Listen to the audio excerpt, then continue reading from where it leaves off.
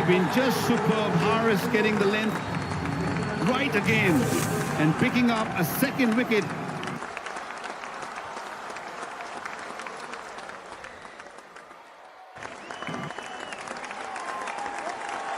Off the over.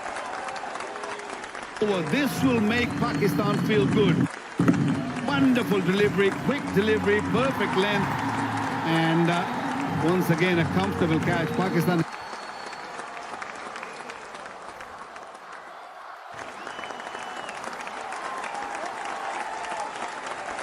have been struggling when you talk about catches in the slips, been going down previous matches, but this time around spot on. 5 down for 54. Singh gone without scoring.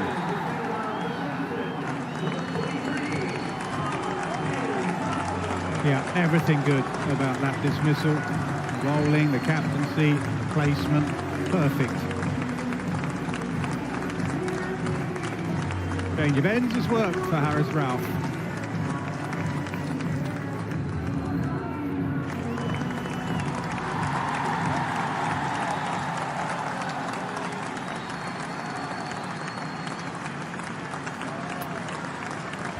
Canadian captain Saad bin Zafar comes in, born in Pakistan, moved to Canada, left Pakistan at the age of 17. Captaining against his country of his birth, and he's in a mini crisis. Johnson has 36, but not a lot else from the other end. Good captaincy from Barber, having the slip in, good bowling from Haris Rauf to find the edge again.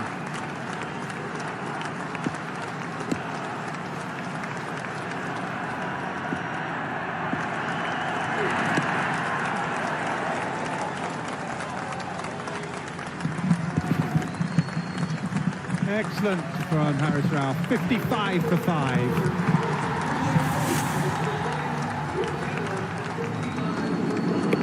Just playing with a slightly closed bat face. Farker was placed beautifully at second slip. He didn't drop that. Captain and bowler absolutely on the same page. 10 overs gone, time for drinks, 55 for 5.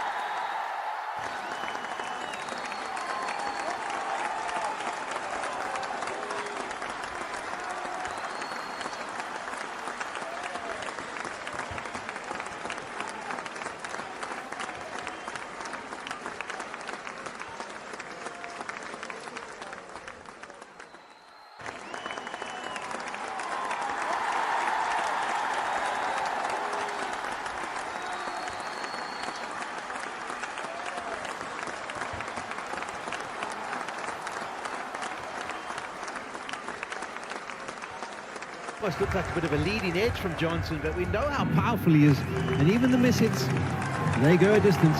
Well, that was a kind of a miss hit, and it's a long boundary. What a power from Johnson. He's on 42 of 31, 4 fours, and that was his third six. Let's have a look against the spin too. Here we go. Good follow through, straight bat, no problem whatsoever. Sailed past over mid-on. He just kind of slide it back in. And right through the hands of that gentleman on the other side of the boundary. He thought he was going to take it. I think he gets stung a little bit. Must be an American, needs a glove. Yes. Big one. So in your sport, Jim Boy, you have a mitt. We'll come back to it after the over. 11 gone, 63 for 5. So in baseball, it's the mitt. You have to carry a mitt every fielder, am I right? Yes, and each position will have a mitt kind of crafted for that position's needs. Has there ever been a hero who decided, no mitt for me? Well, you know, on the infield, if there's a slow roll or if it's just dribbling, you'll see them barehanded because they have to make that throw.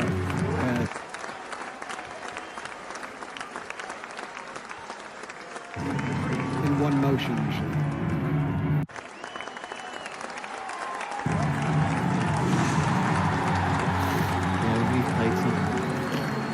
Hit and giggle baseball back home. It's like the mitt becomes uncomfortable. Just give him a bare hand and I'm used to it.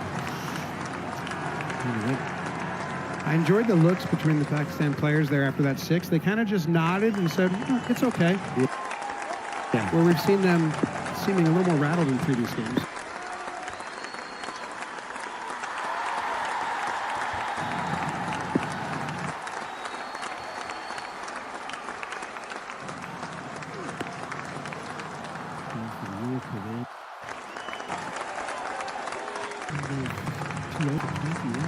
Yeah, first they went for 11 and 12, 3 boundaries. Literally through the injuries of Shaheen Shah. But again, good comeback. Opposition is 64 for 5. We're into 12 over Harrison. They're beautifully. Bit expensive to start off with getting their 2 quick wickets.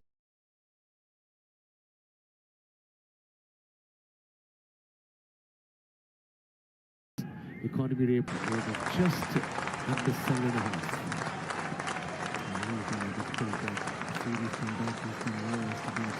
Lots of gut deliveries.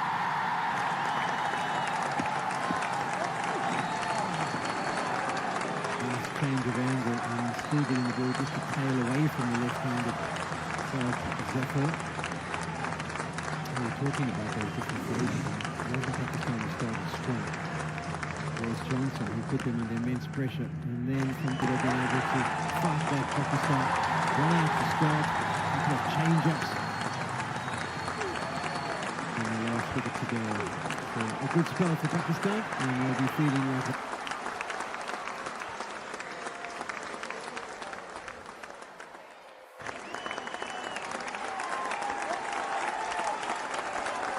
Well, 16 for 2. Good pace. This as always, 144 K last delivery.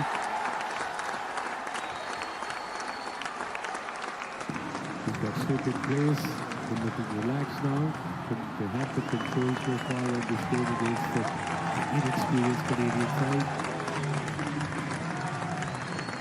It reminds you of this delivery's been bowled, but when I was watching the base the other night, and he is cricketers, he's top and champ, so if they run over here, run over there, come back.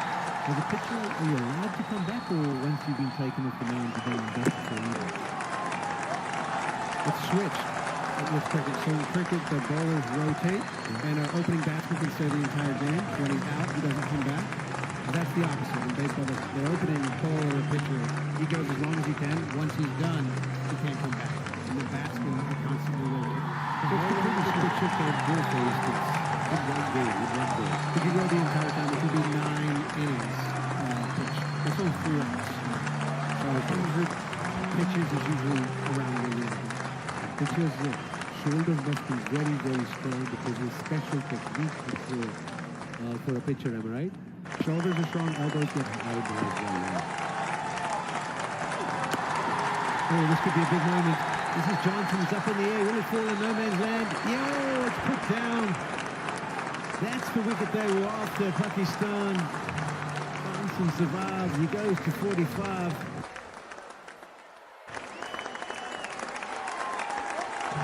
And that could be a big moment. Zaman is what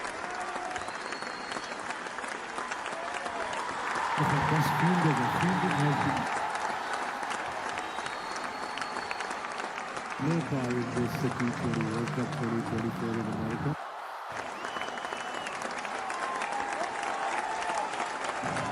I mean, it wasn't a difficult catch. Especially at this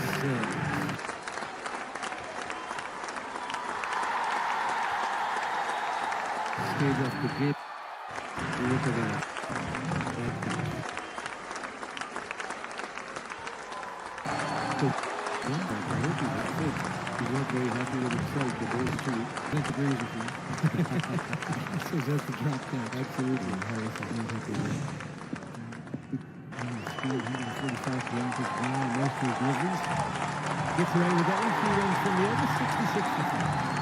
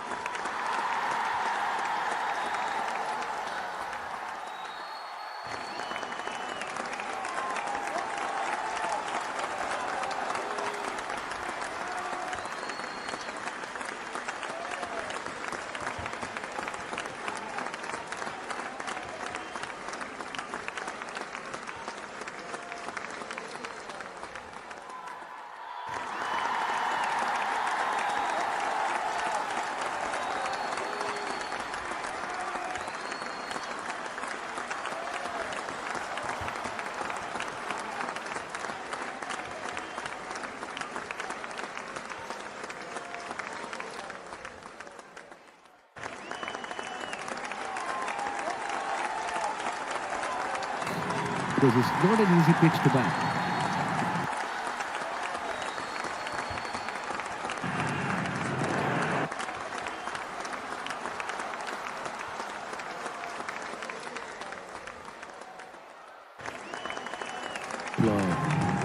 Could have a change up as well. Last time that we was 138, that one was 129.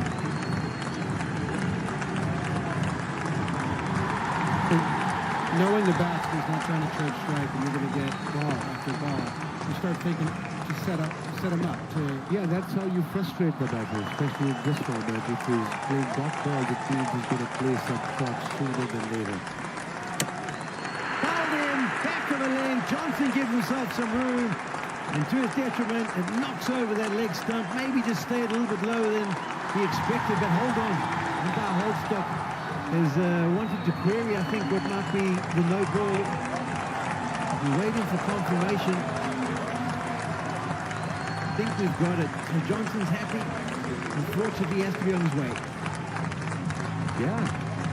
First wicket for Naseem Shah, 1 for 13 in 2.3 overs. Got the important and crucial wicket of Johnson. First one to the bouncer, second one was a back of a length, and third one was again the same delivery. Got a great shot. I think the bouncer rattled him, maybe. That's why bouncers are, especially against the inexperienced batter, inexperienced team, short pitch bowling is very, very important even in this format. Brilliant innings by Aaron Johnson. 52 of 44. Canada 73 for 6 now.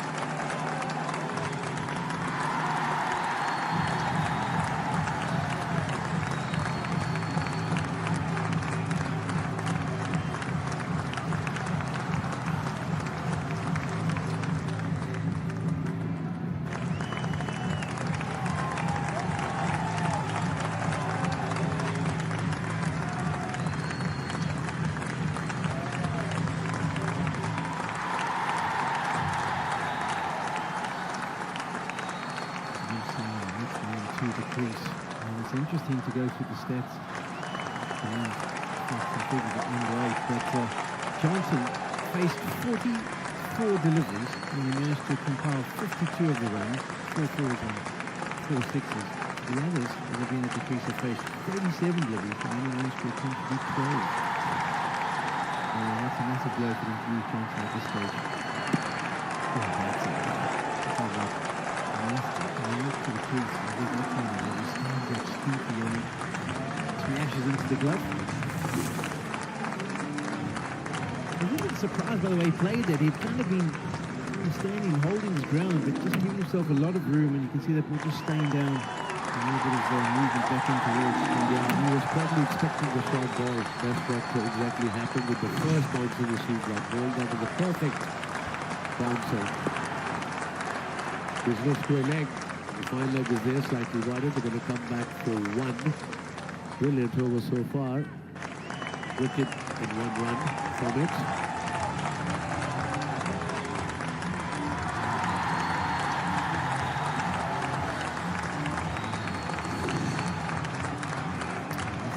Skiddy customer at the best of times. And the world was being short to just get it on lower than what Johnson might have been expecting. He hadn't given himself room. Didn't make contact. Stumps were exposed.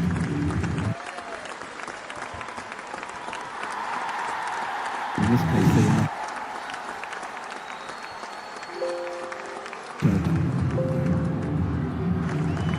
Maybe just regretting the fact that he gave himself room.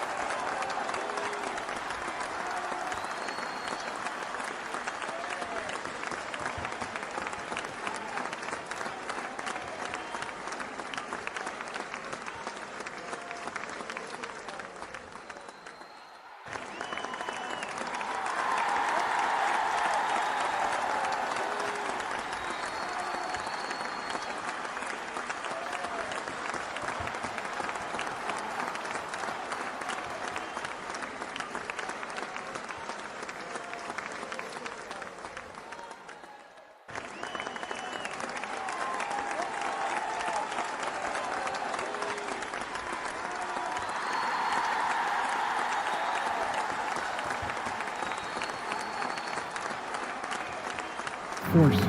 So that's also very different when American audiences see them hit the ball and say, no, I'm not going to run. So I was saying, when he was doing that, saying, no, I want to stay up to bat. That is not allowed. You have to run. You have to run every time you hit the ball. Yes. Okay. Like opposite said. Sometimes we used to play that as kids, tipping one. Yeah, exactly. If you make contact, you've got to go. One bounce out, the catches. That one, you got someone that's too good up. Yeah.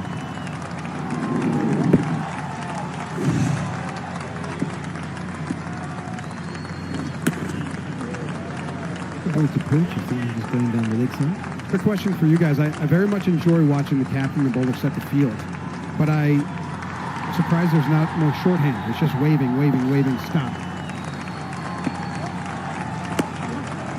When you say shorthand, what is that, like particular instructions, like touch the shoulders? Well, yeah, signals. You know, baseball's all about touching your nose, your ears. If I touch my nose, then my ear, then my nose, that means do this. You know, so go to square. I think if you do that, Jim Boy, the umpire will be lost. Far too complicated. Far too complicated. It's just a little bit of this. Yeah. And sometimes it's a lot of this. Imagine going like this. They'll be like, what I'm doing?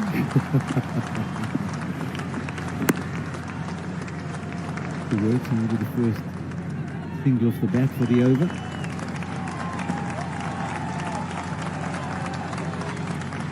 You do it with a smile on your face as well. You guys are far too serious when you do that. I'm happy that the Pakistan players are smiling today. Wasn't like that the last couple matches. Yeah. Bit of a stage at ways. The communication's been great. Last game, they never decided if they wanted to review or not. Just let the timer run out. Yeah, 15 seconds. Usually you go to wicketkeeper, who's behind the stumps, the guy with the gloves. So because captain or captain bowler thinks every time is out. Yes. And then captain has to come in to calm him down, hang on a minute, let me have a word with the wicketkeeper. So that is a go-to guy. Sliding on the leg side. Bubba Overton was posted himself at first slip, was quite interested, but he mud not so. Knows what the delivery was and knows that he undercut it. Just heading down. Yeah, going down leg.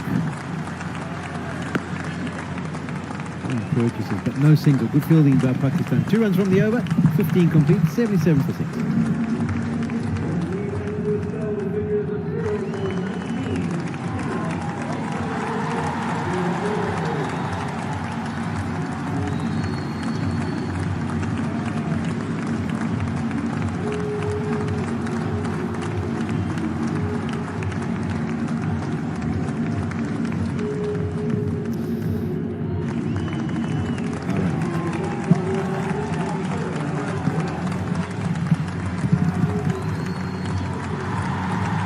.77 for the loss of 6. I don't know whether it's a good score after 15 overs or not so good score, but looking at what Pakistan did with the bat, maybe another 20 runs could make it a very interesting punch-up.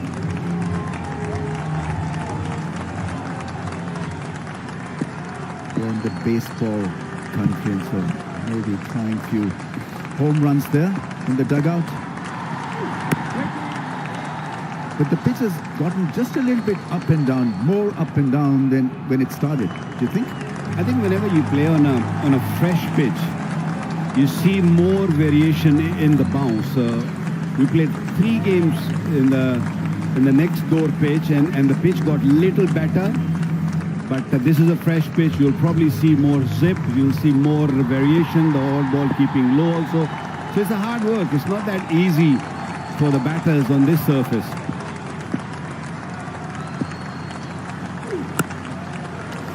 Full toss, that's crashed past the deep fielder. He almost stops it. Hits the fence. And for the reason you two have just been speaking, I just would not go death bowling. A country that's produced some of the all-time great Yorker bowlers and death bowlers. One sat next to me, another has just left this seat. Why would you try and bowl Yorkers and go end up as a low full toss? Just keep banging away at a length. Historically, yeah. Pakistan bowlers, Yorkers, but on here, wasted the pitch there, didn't even use the pitch.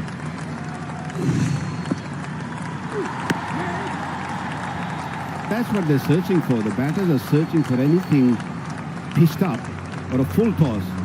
Pakistan made a huge mistake in the early part of the spell when Shaheen bowled. Yes, he's got plenty of success with the new ball, bowling the Yorkers, but sometimes you have to really think hard and say, this is not the pitch where I need to bowl that, because that's what the batters are searching for. And as he came back, pulled the length back, he had success. We saw that yesterday from the Fizz, Mr. Fazur Rahman, playing for Bangladesh. His last over went for 4. It was a brilliant exhibition on how to bowl at the end on this surface.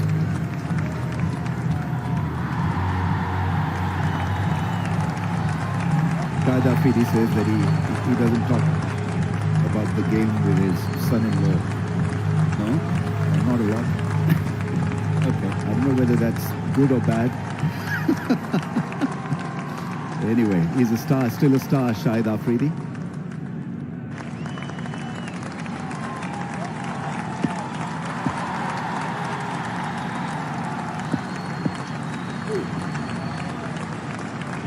Just wants to bowl 6 balls or 1 ball. You know, the slow ball, the off-cutters, the length, the Yorker. I think he's got to have some clarity at the top of his run-up. And most of the fast bowlers of late are not really reading the situation, the circumstances, the pitch conditions, and just go about delivering what they want to deliver, bossing the conditions. And that's a frustrating thing for everyone. Frustrating for us also sitting here in the comm box, because it's very simple. It's very clear what you need to do on this surface.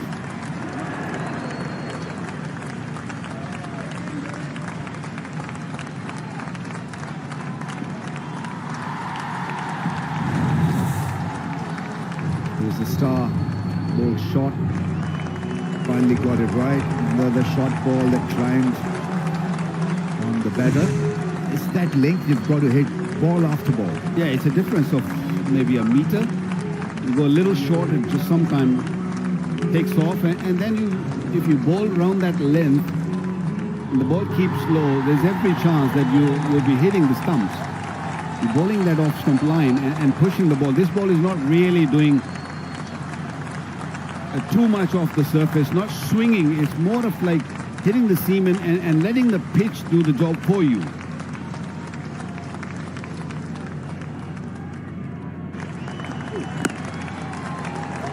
Square driven for at least 1, maybe 2. That's a long fence. 16 overs have been bowled, 85 for 6.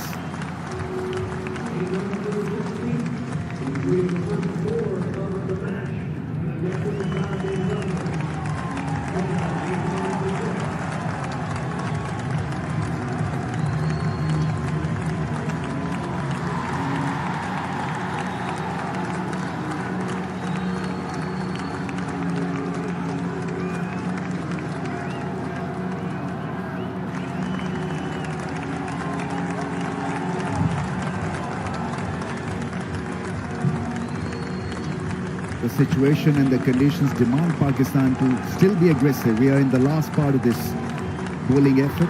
4 overs left. Still got to look for wickets.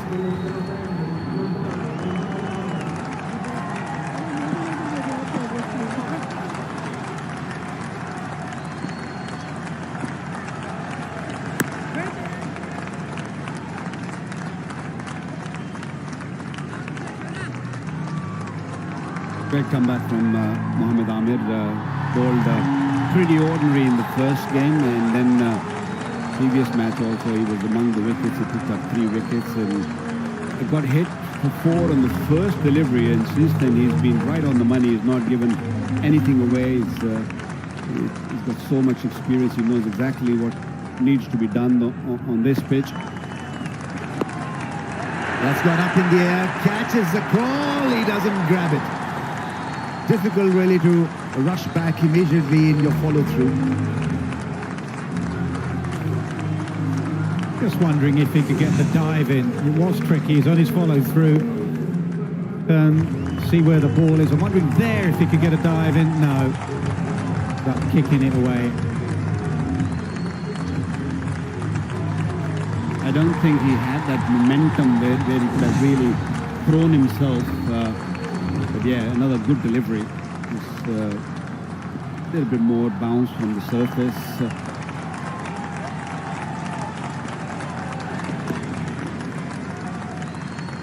Throw ball cutter attempted.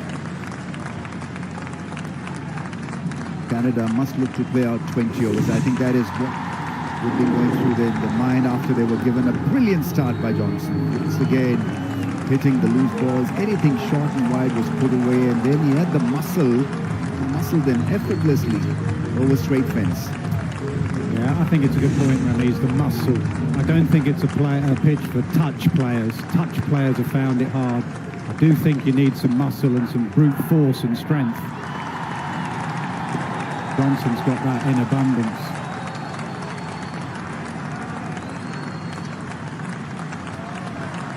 Plan seems very clear from Canada. They just want to tackle these cutters, these good length deliveries by just rotating the strike. Hamid was wonderful. He used his seam quite nicely, and then also used those cutters, the cross seam deliveries. The pace was a subtle change in the pace when you talk about the first two and the last 2 overs. Rizwan is going to happen. Yes, this time it has happened. Had to run back quite a few yards. And it's Mohammad Amir who's picked up a wicket at this stage of the game. Any wicket is a very good option, but you want to bowl out Canada as soon as possible. Ball was in the air for long enough for Rizwan to adjust himself.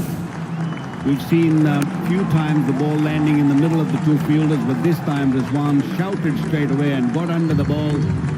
Not happy with the sun, although the sun is behind those clouds. Maybe just in the grey area in the sky has really put him off a little bit. And skipper gone for 10 is 87 for 7.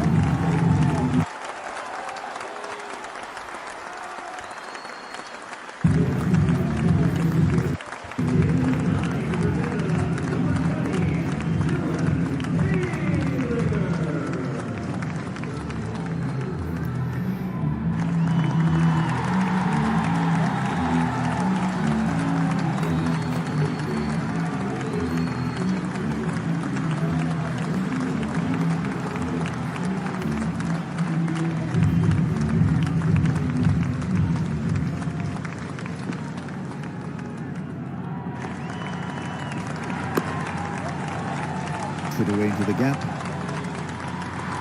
The mark straight away. 7 down for 88 Canada. I think this one was more worried about Spider Cam actually, and the wires went right underneath Spider, as you can see there. Rizwan making no mistake. Splice of the bat straight up in the air. Rizwan made the 14 meters to get there. Again, short delivery, back 11 delivery, the hardest to play on here.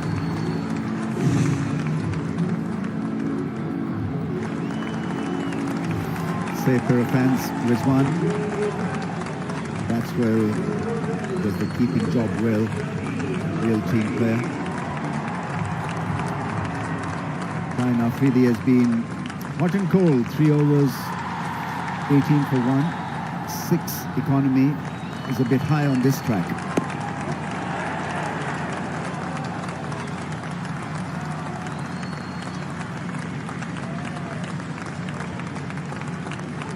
I thought Rizwan was complaining of the sun. No, it was Spider. He went right underneath Spider Cam. So he was looking at the wires and Spider Cam because he went right under Spider. And as he caught it, he just sort of pointed up towards it and threw the ball as well. You still got good eyes, Nas. Very good eyes.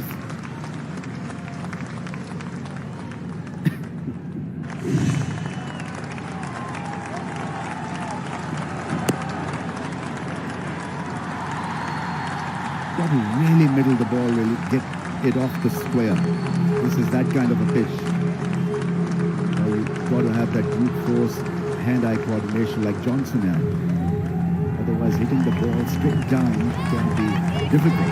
Yeah, I think at this stage, vary your pace, definitely. As Shaheen, as Mohammed Amir has done at the other end.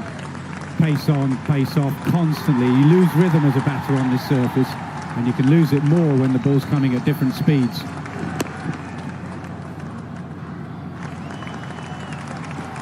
Six fours and 4 sixes in this inning so far. And out of 6 fours, it was Johnson who hit 4 boundaries, and all 6 belongs to him too. So it's only 2 boundaries. The other, 6 batters have, 7 batters have hit. What a difference.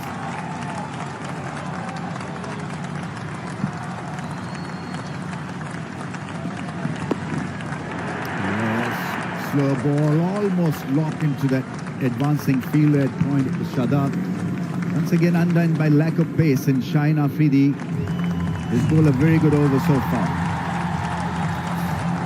Coming up next, Nepal versus Sri Lanka. Every game is important, so Sri Lanka would want to win this. Nepal will have thousands turn up for that contest. They've got great fan support. Broward County Stadium in Florida.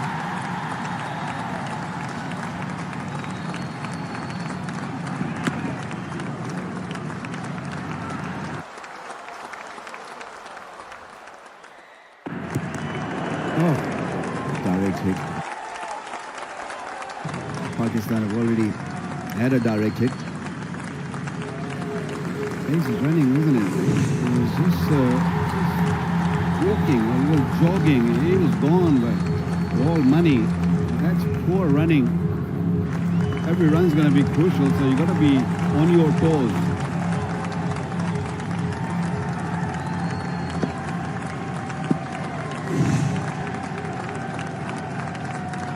The bat score 90, if they can get to 110, 115 maybe.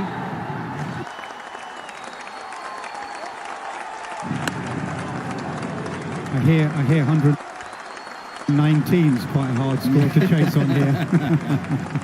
91 for 7.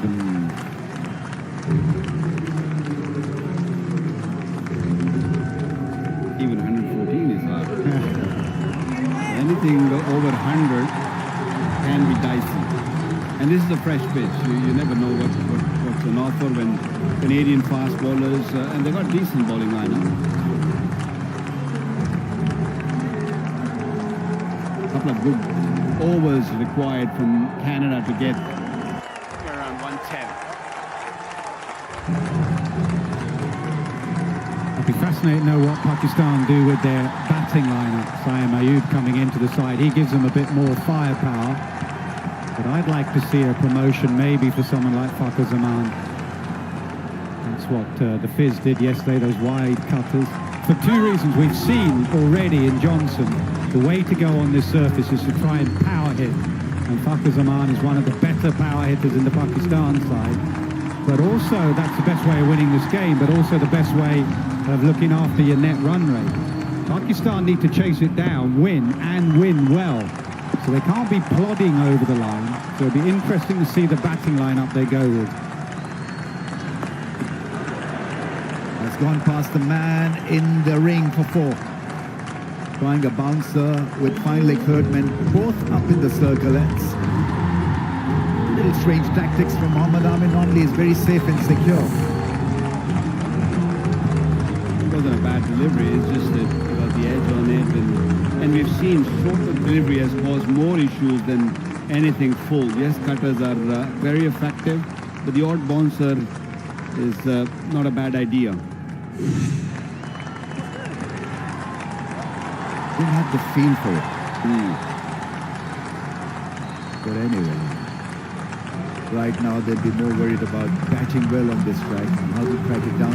I think if they look after the net run rate bit, it can relax them also, because you're going out there with a double mission in a way, to win and win confidently.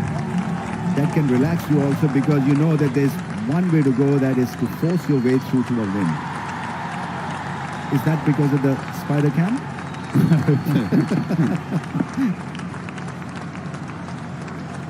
I don't think or I doubt that Pakistani batters or the management will think of or talk of the run rate at this stage. They haven't had a win yet. They would like to put those 2 points first and on the board, and then maybe next game we'll see how it goes. But at this stage, they just need one win to just make them feel good.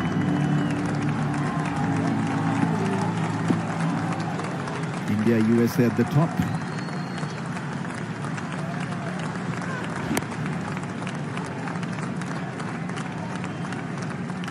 Yes, single. Mohammad Amir has been used quite diligently by Babar Azam. He can bowl in different phases. Up front with the new ball, he bowled a beauty. In swing slant. And a ball that got up just a little bit more. And a very good running catch by Rizwan. 2 for 13 in 3.5. Excellent bowling spell. Beats the batsman. And so he ends it on a high. 4 overs bowled by him. 2 wickets for 13, 7 down for 96 Canada.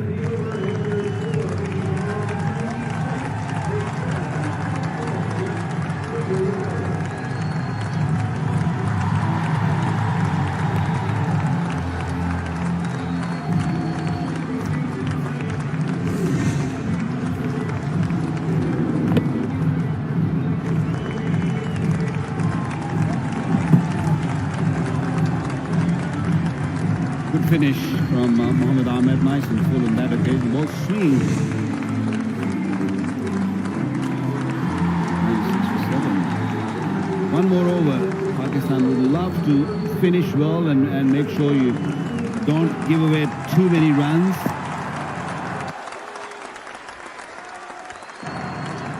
Naseem Shah.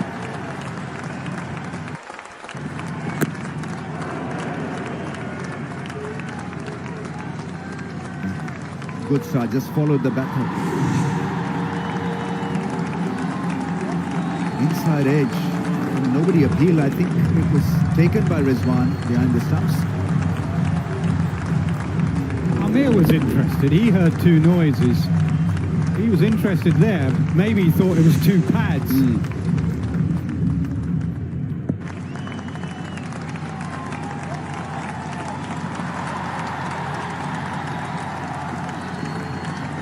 Play and a miss. Hits Rizwan on the pads, so they steal a by. Direct hit. This bat up in the air. I think it would have been a goner had that hit the stumps on the full. I like to sort of match the bowlers. The 2 different style of bowlers. Bumrah on the right, Naseem Shah. They're both nice and high. If you look at their feet, one is straighter. Naseem Shah, because he's very side on, his foot lands. Slashed for 6, I think that's gone all the way. 100 comes up for Canada with a smashing blow over point. And third man, this really was well struck. 100 up for Canada. Still 3 balls left in this innings. Not a lot wrong with the delivery, actually. It was the length we'd been asking for. It was just a cracking shot from Kaleem. Smashed, nailed behind square for 6.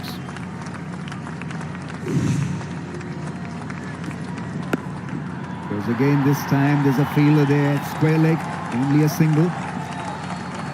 Just to finish it on Naseem Shah and Jasprit Bumrah, they're both very different, very unique, especially Bumrah. They both have their front leg really braced, and the release point and that little whip from Bumrah makes him a little bit different to him.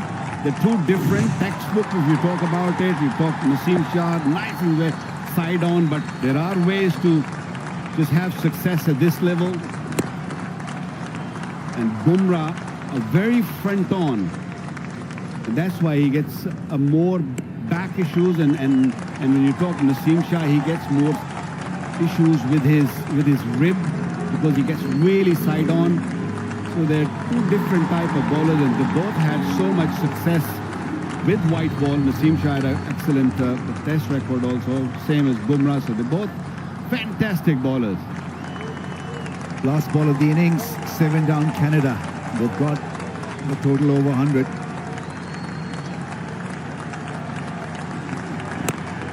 But is this one goes to mid-off, shy at the stumps. He makes his ground, so single yielded of the last ball of the over, and they'll be reasonably pleased with the effort. We know that teams have found it tough to get over 100. So now they have to bowl well, and Pakistan need to go at a certain pace, keeping net run rate in mind to win this. Can they win this with a net run rate? Only time will tell. 106 for 7 Canada.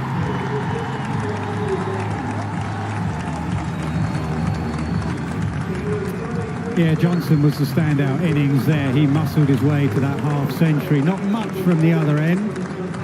Pakistan will have to chase down 106. They didn't manage to chase down 119 against India.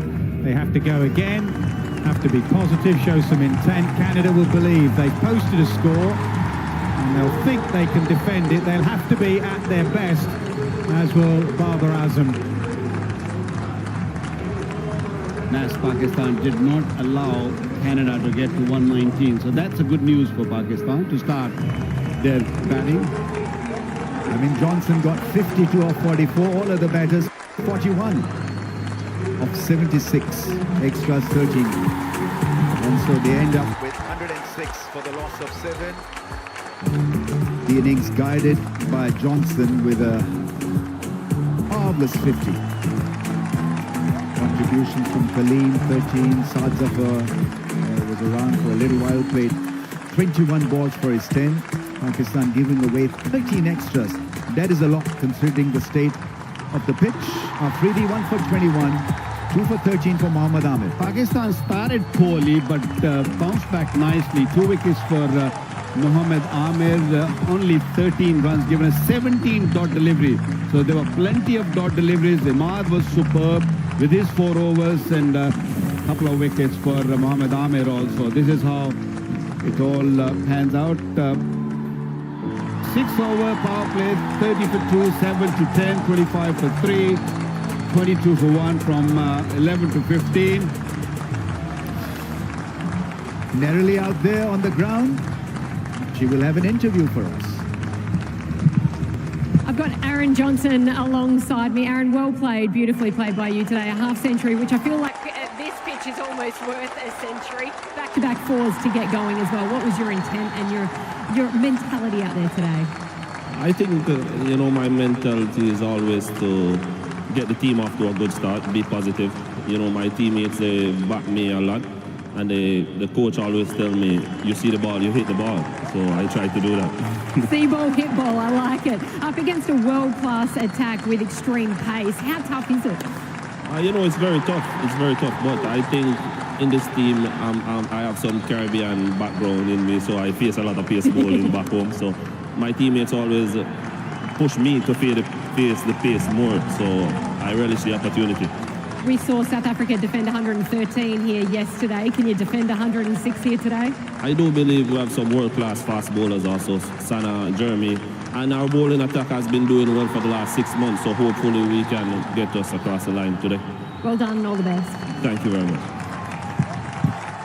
Yes, he was the star, Johnson, with a magnificent 50. Right then, Pakistan need a lot of courage, effort, execution to get to 107 from 20 overs, keeping net run rate in mind.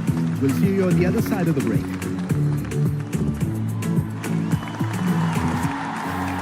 It is nice and bright here in New York as we get ready for Canada and Pakistan. 2 balls, 2 fours. Beautifully played by Johnson. He's got such a good eye. Johnson ain't going to miss out on those ones. Good aggressive approach from Johnson. Harris Ralph has found his length and he's too good. But that'll take Johnson to a 50.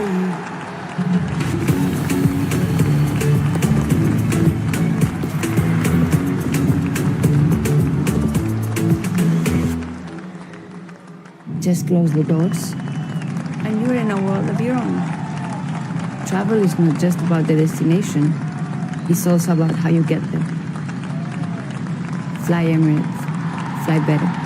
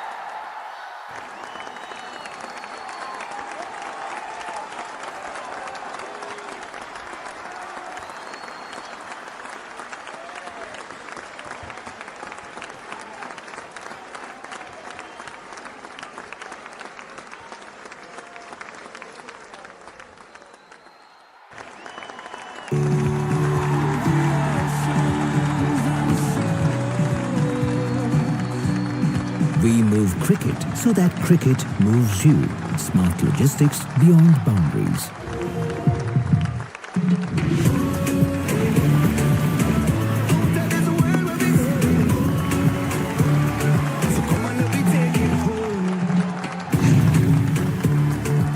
Welcome back to match 22 here, Pakistan taking on Canada in New York at the Nassau County Cricket Stadium. We've been having some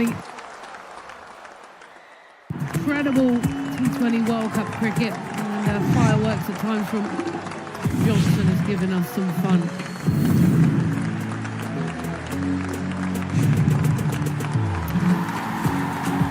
So Pakistan taking on Canada, a must-win for both teams if they're looking to qualify to get out of Group A here. So we're in for some excitement. Pakistan's bowlers won the toss, decided to bowl, and came out and played impressively.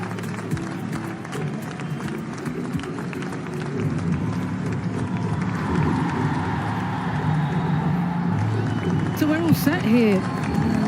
A fresh pitch today, and the decision by Pakistan was to win the toss, bowl and use their high quality seamers. But one person who was impressive today was Aaron Johnson. Came out and got an impressive half century, 52 of 44 balls, 4 fours, but the key feature is his power. The sixes were impressive all around the ground. Really strong, hitting straight. Look at those sixes down the ground. Important for Canada, who haven't scored above par really. 106 on the board, mostly down to power. So Canada will be looking to defend in a moment. And seamers particularly playing on this surface. wicket needed for Pakistan's batters.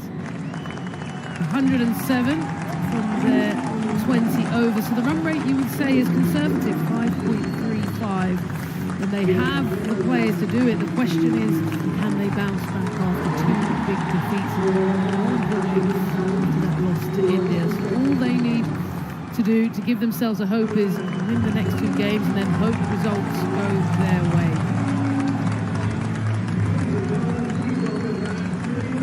Glorious today. Highs of 23 degrees. Breeze has been reasonable.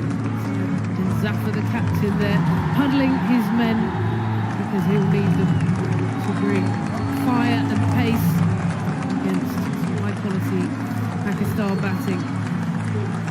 Out to the crease, riding Ahmed Rizwan, and also might be Ahmed Rizwan riding to the crease. Surface today, as expected, team are friendly. Surface can bowl on a good length. Babar Azam, the captain, will be potentially required to help them get over the line in an important fixture here today. So can they steady their nerve after two tough defeats? To the USA. So yes, are you young, dynamic player coming into the top order with Rizwan shifting down Babar Azam to number 3. So change in the order. Let's see if it bears fruit.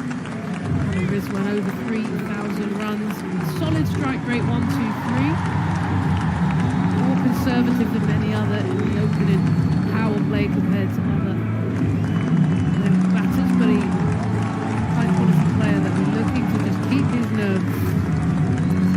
Only 20 games so far. Bring that change of angle as well. Left-hand batter. So slight change in the batting order. What do you make of it? I think Pakistan clearly in that desperate mode for something to happen at the top, and so they've taken a risk. I just hope that it works because they've been toying with the idea of promoting Saim Ayub with Rizwan or with Babar at times. The kid has got talent, but it's just that he shouldn't be good enough for just 10 or 15 or 20 runs at a strike rate of 200. The conversion has got to be a bit better. I think we also have to be patient as a nation as well. If some youngster is playing, he hasn't done well in 10 to 12 T20 games. There are not enough games for youngsters to settle in. Like you said, he's got the talent, he's got the ability, he just have to get some runs now. Halim Sana with the new ball. And starts well. Actually heralds from Pakistan, and there's going to be a single off that first ball. You know, when you go out to bat, it suddenly becomes a golf ball because you're searching for it. It gets smaller and smaller and smaller. So you're happy with the change of order? Yeah, I am happy with the change. Although we have 5 openers in the mid. There's no middle order. There's only one batter, I think, if I'm right. Iftkhari got dropped. So we have Babar as an opener, Rizwan as an opener, Saim Ayub as an opener, Usman Khan as an opener, Fakhar Zaman as an opener. So that's where the problem lies. Fakhar Zaman was regular opening for Pakistan for 2, 3, 4 years in one-day cricket in T20 format, and suddenly 2 years ago, Babar and Rizwan started opening and he became a middle-order batter. The slip in play here. And just over-pitched, hasn't managed to squeeze it out. I have to say, I'm a fan of Fakhar Zaman opening. Maybe, I haven't seen as much as you guys, but I just feel he takes the game on. And sometimes in this format, I've seen Pakistan get a little bit conservative. And some also might say, okay, his stats are better as a middle-order batsman, but he's a natural opener. And it's a special job to be an opener, to play with the new ball. The knees can tell you exactly, because he was an opener as well. It's just that on dicey surfaces, on a surface like this, I think, yeah, there are 2 ways to go. Saim Ayub is one way, and then Solidity is the other one through Babar and Rizwan. Oh, that's Strain, and that's bad. That's double wide. I mean, Canada has got to make it happen with discipline. You know, as we mentioned earlier, this pitch demands nothing else but discipline. Just hit that good length and not worry about bowling those magical deliveries. Andreas Nova, the wicket-keeper there, had absolutely no chance. Spraying really down the leg side. Started wide, went wider. Oh, it was out of reach. You've got to keep this tight when you're playing with low totals to defend. Sana well so far through the tournament. Full. It sounded like bat to me, but I think he got excited. It was full and in that business end.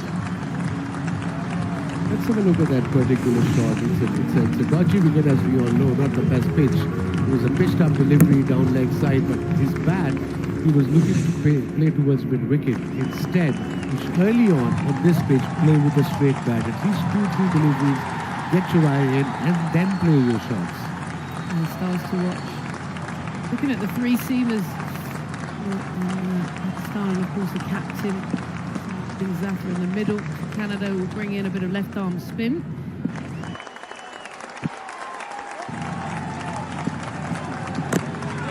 They're jagging back, good length.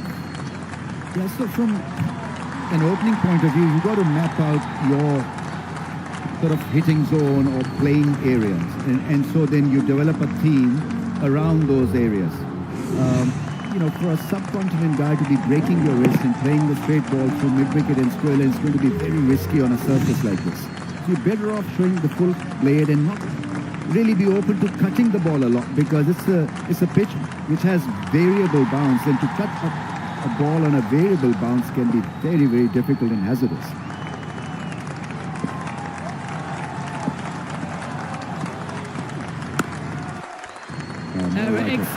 Excellent. The sound off the bat might not race away, but more importantly, his technique was tight.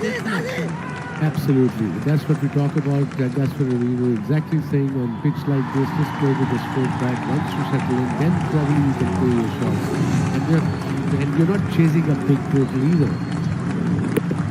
Obviously, there'll be pressure on by. Look at this beautifully balanced shot with the full face off the bat.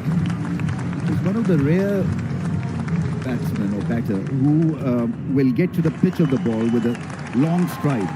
Others play from the crease at times or don't really stretch themselves forward enough and allow the ball to seam around because they're not near the ball. But this fellow gets very close to the ball when he's driving.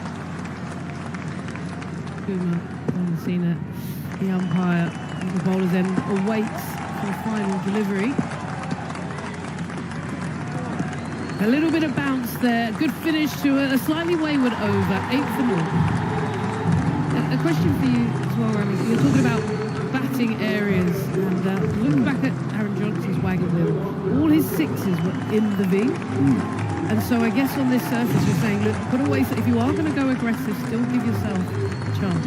Yeah, I mean, you're better off showing 100% blade to the ball rather than a 50 or a 30%. Because you see, from whatever geometry point of view, it doesn't work, and especially on a pitch like this. Play with a straight bat with a full blade.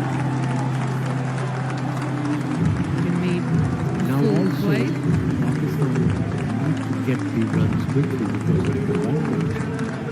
They want to be still in the race. That's very important.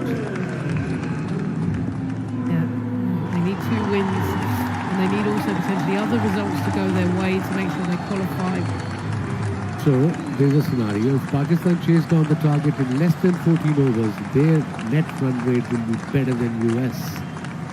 I hope they know. I don't think so. They have every facility. Someone get a message over. The coaches. And in comes Gordon. Gordon has been impressive in this tournament. Started with figures of 3 for 23 and 3 for 21 in the last game. He hits the pitch hard.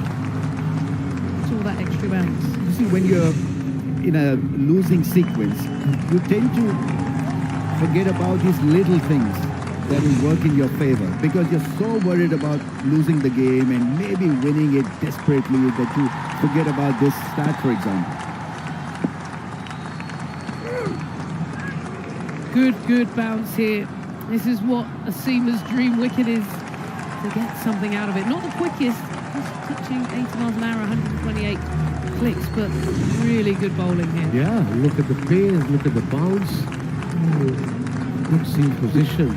That's why this pitch is so difficult to bat, because there's not even bounce. But I like this pitch. It's good fun to watch between fair battle between bat and ball. I can understand low scoring game. People like to see hit sixes and fours. And this one kept low. Yeah, Gordon is strong.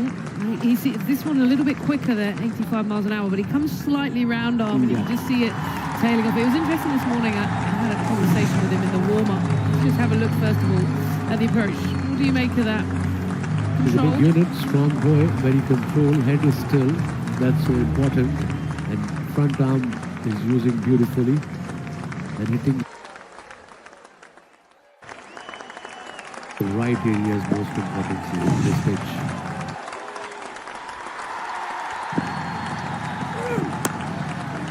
Yes. I spoke to him this morning in an interview before, and I just sort of said cheekily, do you fancy an upset? And he said, we are resilient. Gave me this hard look in my eyes, determined and hard-working, and I just sensed from him, if there was going to be a player today that was going to really bend his back, really try and create something, even if they're behind the game, it's him. He's got that sort of delayed arm, shoulder, really banging it into the surface. I just sense there's some magic at the top, and he could be part of it. Imagine the likes of, okay, I don't like to compare eras because the different eras, different players. Imagine people like Berkeley and those Patrick Patterson, Berkeley Walsh bowling with this pitch. Would have been 20 all out. Yeah. Every team. He got 16 in the last game against Ireland. And he got the big wicket there of Paul Sterling early on, banging it in, using that pace again. You can hear the grunt, actually. Yeah. The effort. Is that allowed?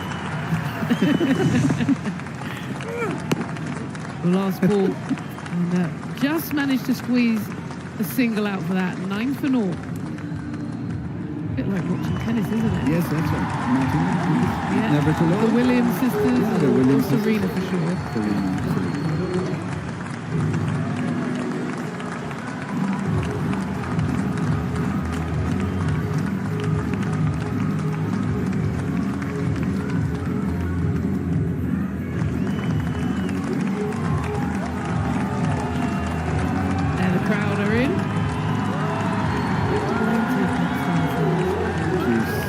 To keep wickets. Yeah, she's got the gloves ready, and she's shaking them. That's so cute. I wonder how the fans feeling, because I know how passionate the fans are. Do you think they will still be? Yeah, they will be. They were depressed like anybody else in Pakistan as well. But I suppose as a fan, you got to move on as well with the team. Kaleem Sana has got 2 full here. Nice controlled shot. Brilliant effort by the fielder. He saved the run. I'm looking from an opener's perspective, so avoid Gordon as much as possible, not take a lot of risk. You can target others, and got to make sure that you run quickly between the wickets as well. So it's important that you take those ones and twos urgently, because rotation of strike will release pressure. So that's really a good sign that if they get these runs in 14 overs, I hope so, because the run rate will go higher than USA. Right now, USA 0.626 and Pakistan is minus 0.150.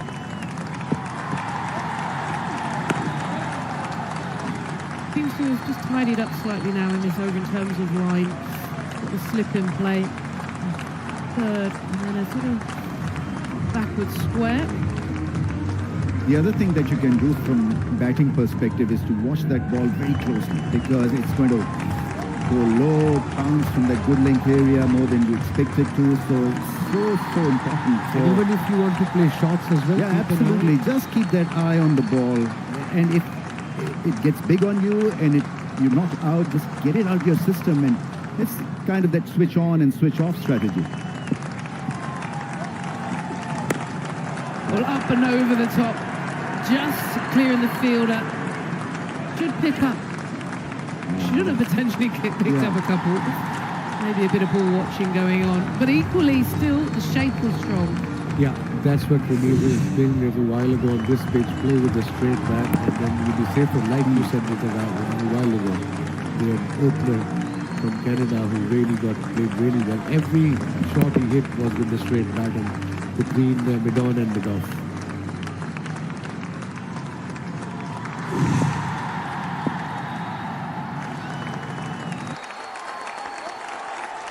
Both batters on three.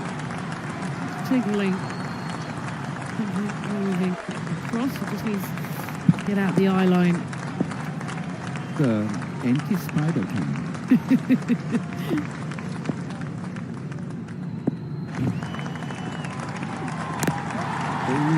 Nearly chucked in. Again, a bit of luck as it bounces over Mover's head. Were you always thinking about the cameras? You know, when you pose and hold the shot, you were one of those? This is, I mean, I was much before the camera. Not the spider cam, the general camera. But you still would have been posing. Never. I mean, I was too worried not to get out. I mean, what a pose, what a posing and styling. I did a couple of times pose for it. I know you were a poser. You enjoyed it. Yeah, of course I did. I was a number 8, number 9 batter. He made really the most of runs. it. He made the most of it. So far, Simon Ayub has played some tidy-looking shots. First one we've seen him tempted. And just carry through with a bit more bounce. His love for spider is pretty evident. Have a look at this one. Took a very good catch and then straight away pointed to the ropes and spider cam. What a show pony. He's very aware of it. Trying to talk to the spider cam there. Well, situation here now. Gloves back on the side of the pitch. Batting hand needs to support Simon Ayub. And that's a good shot. Maybe didn't quite get enough elevation, but equally strong shapes to pick up a couple. It's End a of heavy the outfield. over. 14 for naught. It's a heavy outfield, we all know that. So the running between the wicket has to be spot on. 14 for 93 Pakistan, chasing 106. Only 93 of 102 balls. Run rate doesn't matter, but most importantly, if good, chase this target 40 overs. Net run rate is better than the USA. That is also very, very crucial.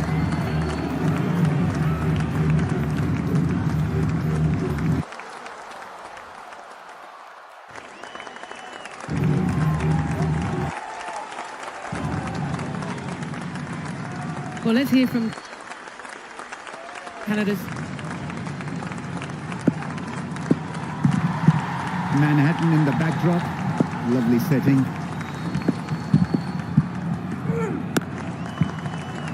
Well, Gordon has just been punched through. There will be a chase on.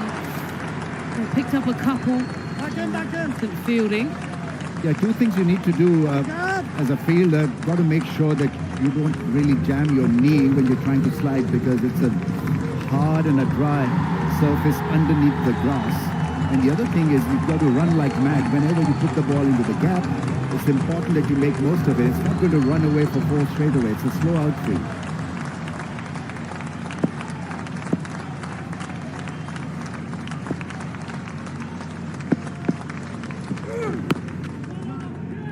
Solid ball there into the surface. Right, let's hear from Canada's captain. Growing up, Wasim Akram was a big name, and back in the days, I was a fast bowler before I turned into a spinner. So, and me being a left-handed, I used to copy his action as well. So growing up, I think that was a big name, and that is someone I used to follow and look up to. Inspired by our very own. Yeah, I That's also turned into a spinner in last that's couple also in later years. Yeah. Used to bowl left arm spin in the nets. Oh, really? Did all they my turn? life. I bowled. Yeah. I bowled. I think Trinidad Test, if you remember, against the West Indies. I bowled left arm spin to Viv. He was batting on 100. He hit me for 3 fours in 1 over. I said, that's it. Get back. I'm not bowling left arm spin anymore. Done. Never could turn it in. I actually saw a few taking pictures with you out in the middle there. Most players before a game are a bit calm. I sensed the Canada players that they sensed. So did you have a few words, a few nice... I just told the guys, you're playing excellent cricket, keep it up, enjoy. Most importantly, to have fun on the field. And please lose to Pakistan. That too. yeah, not too comfortable. And in comes Gordon. And just banging it into the surface. The other thing,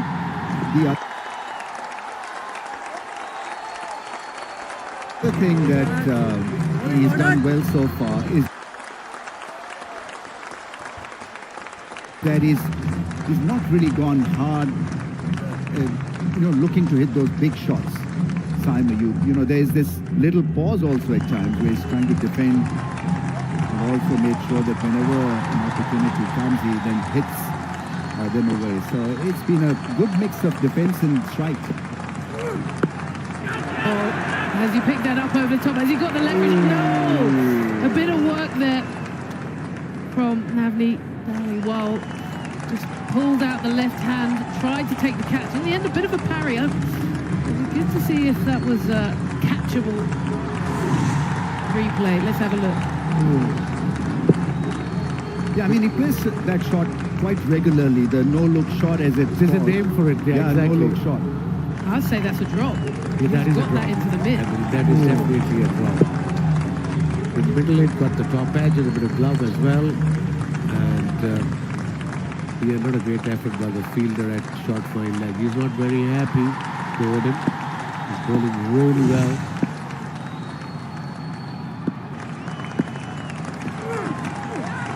Well, is there another chance? Sounded like it was into the body and they've snuck through for a single. So frustration there for Gordon. 19 for naught. Yeah, the replay, that was definitely a drop catch. It looked like in some ways he didn't quite get his timing right. So almost foxed himself, but then got the mitt. You know, this happens sometimes, especially such a big game like this. If you're not an experienced fielder, your legs feel very heavy. When the catch comes towards you, it's like you have a couple of bricks, literally, in your socks. That's because of the pressure in it. That's what exactly happened. Yeah, pressure. Dhaliwal smiles from Jeremy Gordon. I don't know if he would have been giving those smiles as if your fielder had done it, because he'd set him up. He'd done all the hard work. He was getting that bounce. Really tried to get that ball popping. Just a poor bit of fielding in the end.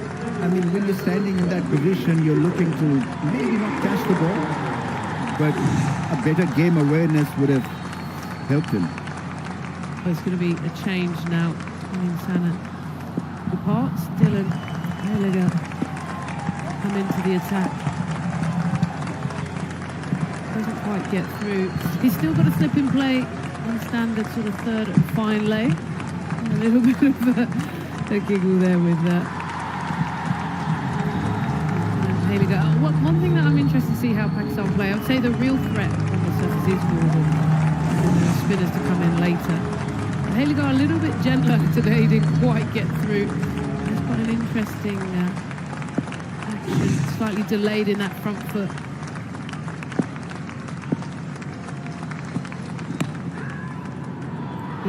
I guess the question is, do you think Pakistan will just try and play safely, or are they trying to pick off a couple of the bowlers that may be a little bit slower or less movement? In my opinion, there's no point playing safe.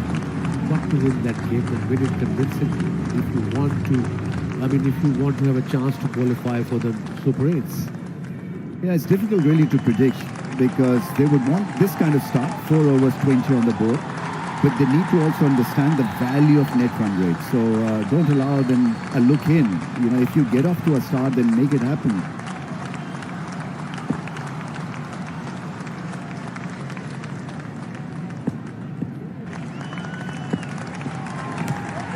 That's it here, Nick. He's gone up, and it is a wicket. That is a big wicket. Simon Ayub taken by the keeper, Shreyas Mova. Well done. It was low. And the Canada fans are delighted. I mean, it was a cross-the-line shot. He's been so good playing with a full play through the onside, but have a look at this. I mean, you know, on a pitch like this, you're never in, and almost wrong-footing the keeper. There was an inside edge, and he's gone. But that's the problem. You see, after looking so good, he makes a mistake and plays such a shot and just undermines his talent and ability. Well, Simon Ayub's got to go for 6 to score, 20 for 1. First shot after that one, he tried to ram. Yeah, we've been talking about it. You've got to read the pitch as a batsman, doesn't matter how experienced you are. You must have seen the, opener from Canada that he played beautifully with the straight bat. If you want to take a risk, take a couple of steps, go straight. Don't go cross. Because I reckon that shot he played, it was last second decision. He didn't plan it before. Well, in comes the captain at 3, so a change in the batting order today. So plenty of stability available. The question is, can he get set? Can he maximise the last over and a bit before the power play? And then can they get this done within sort of 14 overs to get that net run rate up? So lots to do here. A loose ball. Didn't back up. So that'll happen during this bowling effort from Canada. Every now and then they'll bowl a couple of loose deliveries and you've got to cash in then. But I mean, on a pitch like this, you're better off really avoiding this cross-back shot through mid-wicket because you can never trust the pitch. That one really didn't bounce to his liking, kept low. Look at where the keeper took it. That was 44 against the USA, 13 against India. Today would be a good day to bat through, get the job done as the leader of the side.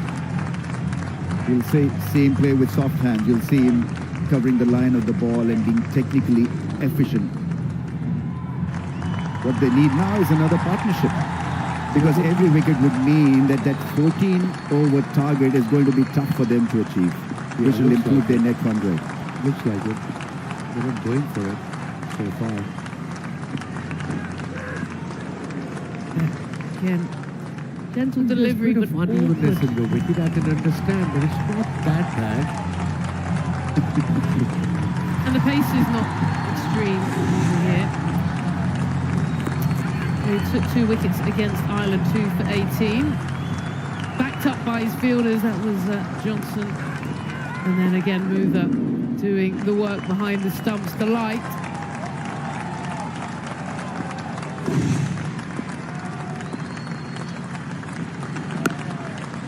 Nice, good line. So how important is, guys, to use the crease, especially against the medium pace or uneven, slightly uneven pitch? You can stand outside the crease as well at times because the pace is not there. I think the other thing is that you've got to let them know that we're going to play with positive intent, that we're going to get after you. And so, I mean, you've got to send that message. Yeah.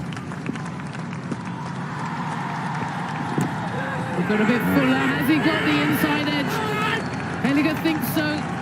Shreyas Mova, the wicketkeeper, thinks so. What is the captain Syed and Zafar going to do? We've heard the noise, that's for sure. He's going upstairs. What a moment this could be.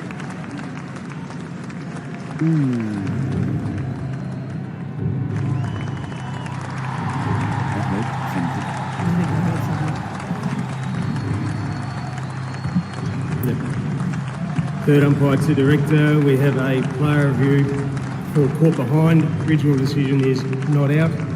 Check the feet, it is a fair delivery. Can I start with front on, please?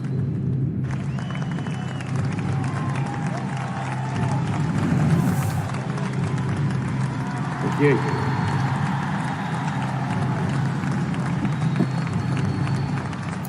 Ball passes close to the bat and the pad. I'm going to need to go to ultra edge, please, to see if any bat involved.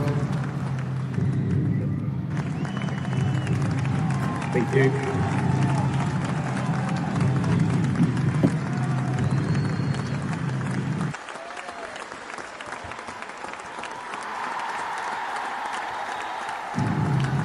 Thank you. Roll through. Keep going. Keep going over the flat line and then impact on the pad. Satisfied, no bat involved. Adrian, I'll get you to stay with your original decision. Copy. Yes, I'll go to LBW then. Go to tracker, please. So, thank you. Pitching in line, impact in line. Going on to miss the wickets. Adrian, I'll get you to stay with your original decision of not out, signal out. okay, so the roar from the crowd tells you the story. Babar Azam still at the crease. The score, 21 for 1.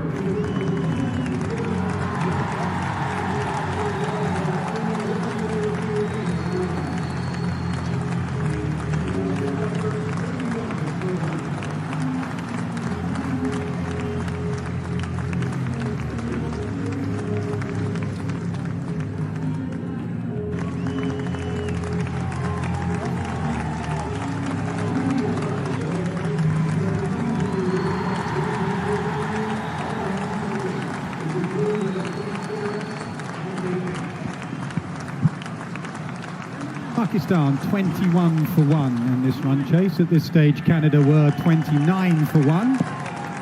Pitch is getting no easier, that is for certain.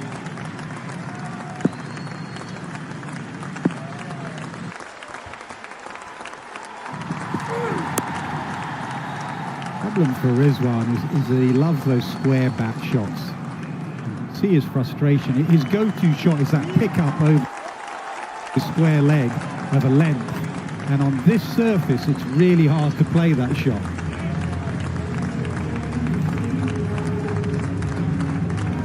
But what does he do? What does he go to? His favourite shot is out the question, or harder, not out of the question, but just a bit harder. What does he do? It's a pull shot. That will go away leg side. There's no mid-wicket, and that will go away for 4. Too short on that occasion. Roar in the background.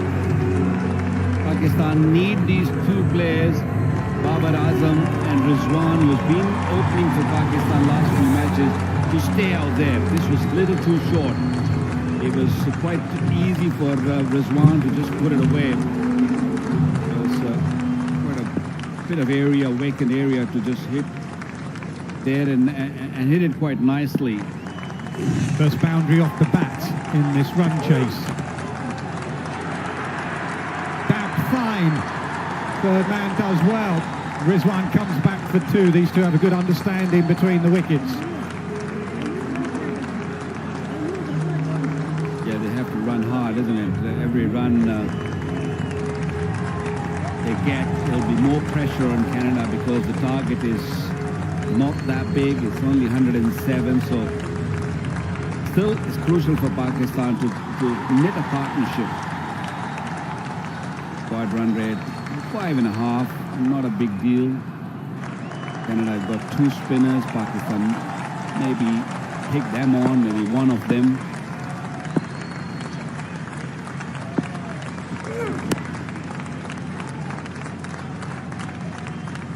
You can see why Gordon went for that short ball a couple of deliveries away. It was just a bit too short, but you can see why he went for it. He may not have the pace.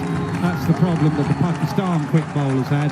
Is short and just fuller from there as well. So if you're a seamer, you should be aiming to hit between that pink and red area. Just where that last one was perfect.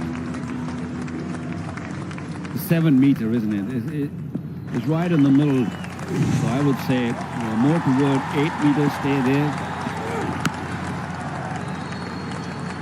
That was wayward. And this one immediately points to the dressing room. This pitch is a backbreaker. We saw one yesterday from the Bangladesh batter that broke the splice of the bat, and this one has broken the toe of Rizwan's bat. Right before that, I love listening to the stump mic and you can hear Rizwan saying, six coming, six coming. I don't know if he was foxing them or not. And then he did take a real good swing there, enough to break the bat. How often do they break the old baseball bats, mate? Very often. Do they? Yeah, I think much more often you see a broken baseball bat than a broken cricket bat. And how many would your average baseball player carry around with him? Probably way too many. Probably more than he needs. Cricketers, I mean, some carry more. 2 or 3 they have, some carry 5. Anyway, a new bat for Mohammad Rizwan.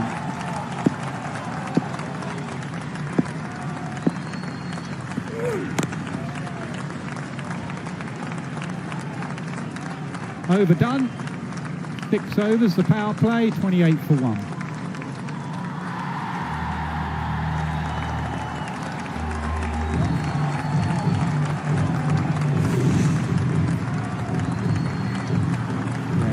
Yesterday, it obviously gone, and then it was added a bit by the frustration of the batter. There'll be few broken in the dressing room after that game. Yeah, absolutely.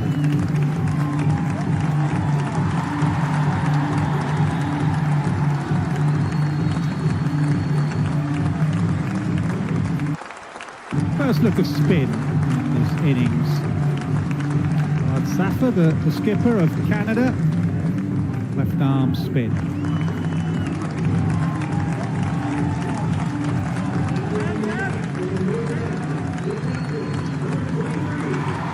Plenty of experience, Bad Zafar.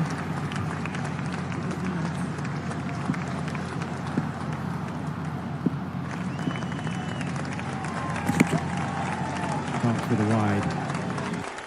History suggests that Pakistani batters have struggled against the left-armers. Even in the game against USA, they played 2 left-armers, and Pakistan had no answer to them. It was a flat pitch. They struggled.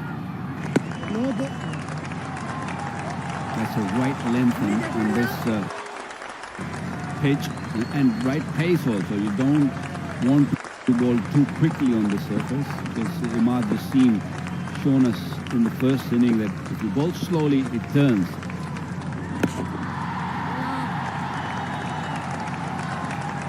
Two full.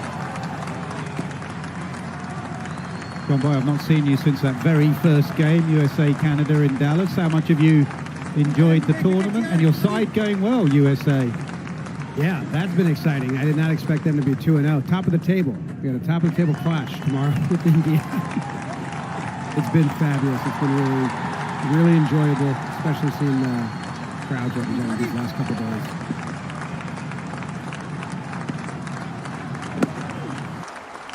How do you think the Americans have taken to the tournament?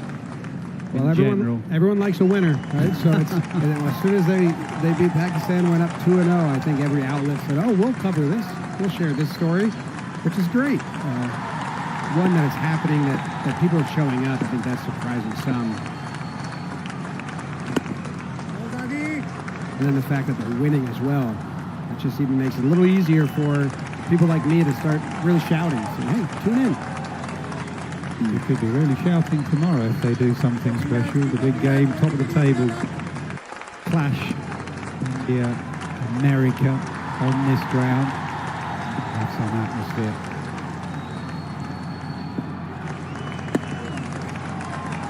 They get back for 2. He's placed that nicely, and they are quick, these two. They do. Even with that. A big run rate there, Pakistan chasing. So if they don't hit too many boundaries, and if they do this well, run well, I think it'll be an easy target. 73 required. 79.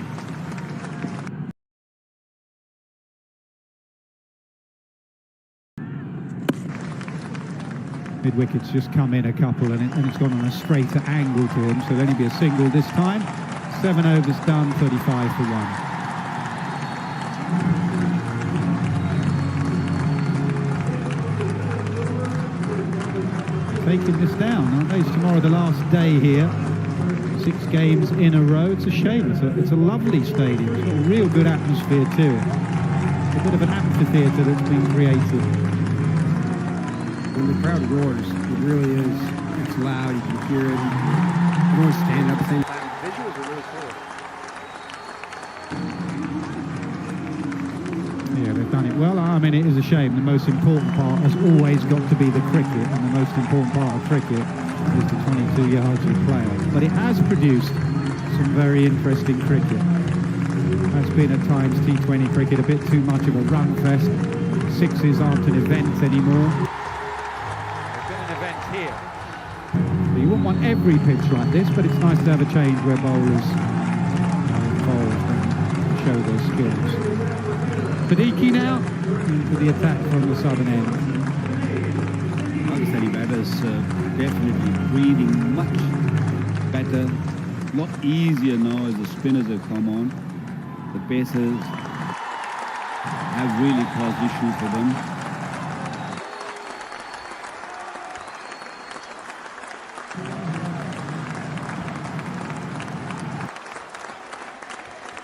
Now it's duty of the spinners to make sure that they don't just bowl those loose deliveries.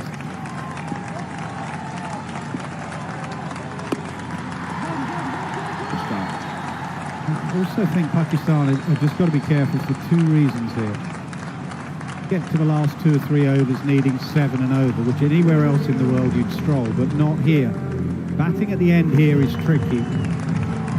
That's one reason for winning the game. Don't just stroll and think you'll get a runner ball and then find yourself with trouble, but also think of the groups and where you're at in the group. Next batter in has to be an explosive batter. Definitely. Fakhr Zaman has to come in with spinners on and try and belt him. If he gets out, he gets out. So you can't plod to the line. They've got to accelerate to the line, Pakistan. They've got to learn from their mistake that they made against India.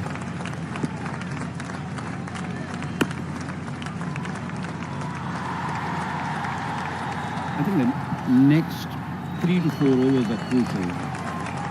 I would say both these batters gonna sort of nudge the ball and see the pace, see the variation, and then I have a feeling that one of them will take on these spinners.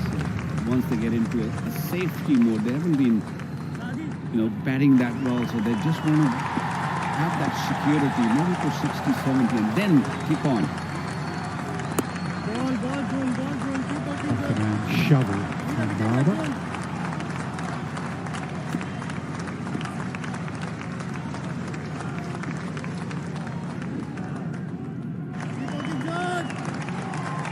Interesting cricket we have seen in this World Cup. Not easy for the batters. But Dallas's pitch was probably the best.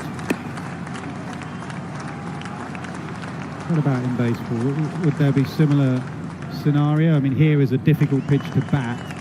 In baseball venues, is it all the same, or will there some where you can't pick the ball up that quickly, or there's a cross breeze or something where strikers find it a little bit harder?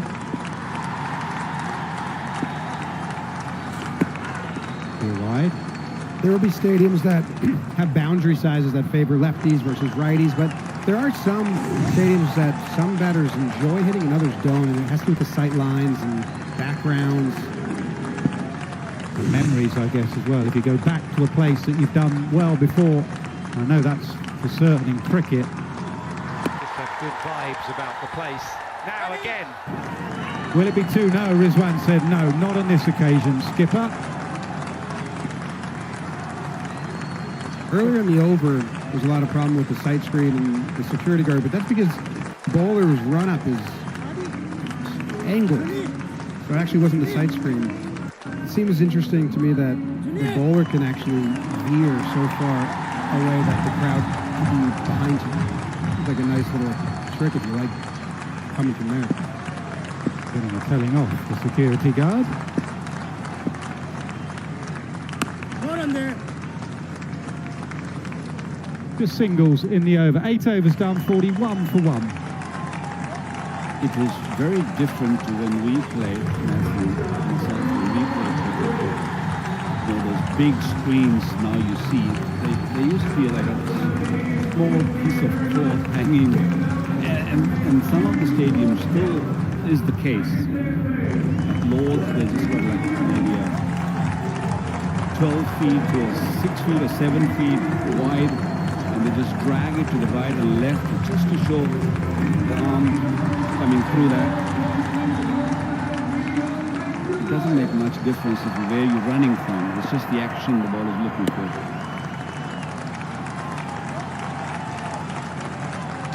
But nowadays, the modern day batters, they really complain a lot what's happening behind the bowler's arm. So they made it a huge screens now, and they're still complaining.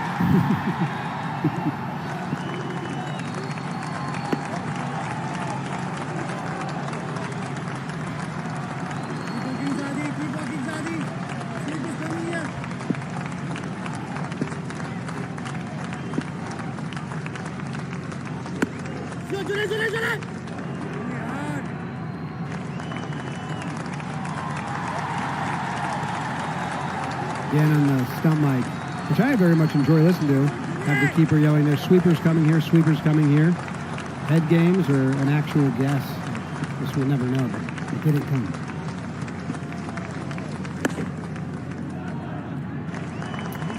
Dealing ones and twos, this pair.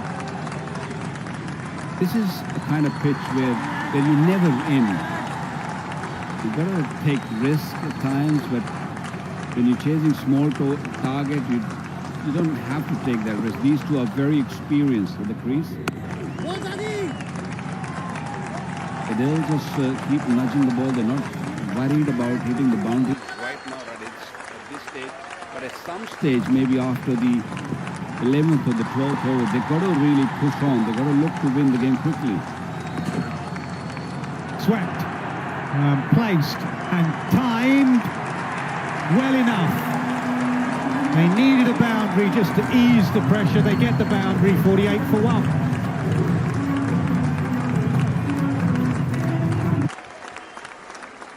He was the pace of the bowler.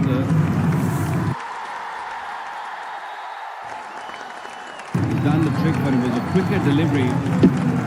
All Rizwan had to do is just show the way to the ball, and he played it really fine.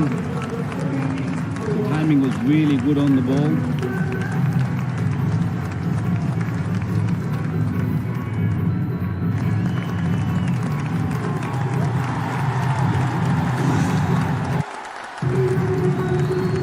Unless there's some necessity here, this sort of stuff winds me up, because it's drinks in 10 overs, 1 over away from drinks, and the umpires have got to be firm. This is supposed to be a quick game, T20 format.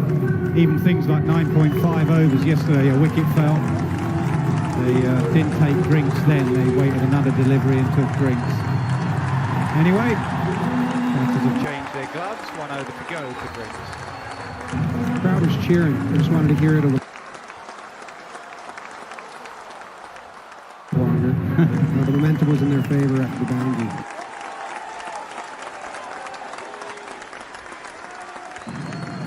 Very loyal fans, Pakistan. Although Pakistan lost 2 games in which they could have won both of them, and they still turn up in good numbers. Definitely a better crowd for Pakistan today than the other day when we played against the Indians. tossed up and belted down the ground. Straight 6 for Babar Azam. 50 up for Pakistan. Maybe this is the time to go. That change of gloves, change of mind, a very, very nicely used feet from Babar Azam, and how sweetly he hit that. He was so sure that he wants to hit straight, and he got it right. Wrong in there.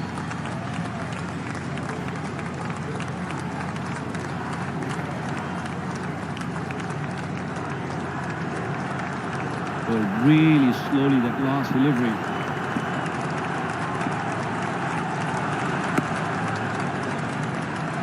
again. Has a bit of shade of Afridi, doesn't he, in his action, Siddiqui. Bustling action with a quick arm. Babar Azam taking the aerial route straight down the ground.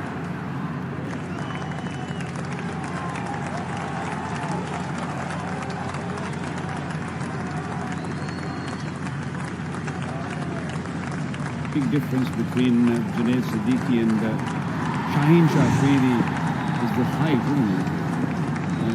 Afridi was way too taller. The ball a lot quicker. He had a very good, faster one. Pakistan pushing on. I want to finish this quickly. Lovely use of the feet. Watch those eyes and hands. Great hit.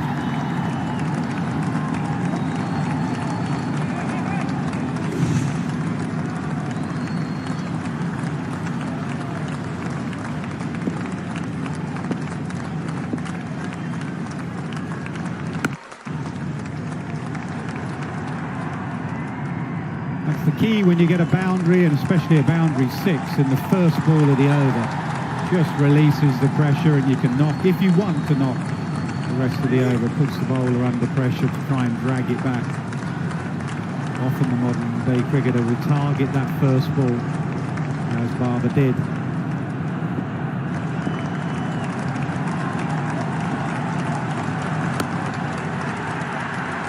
Long off, milked after the boundary, 11 from the over, time for drinks.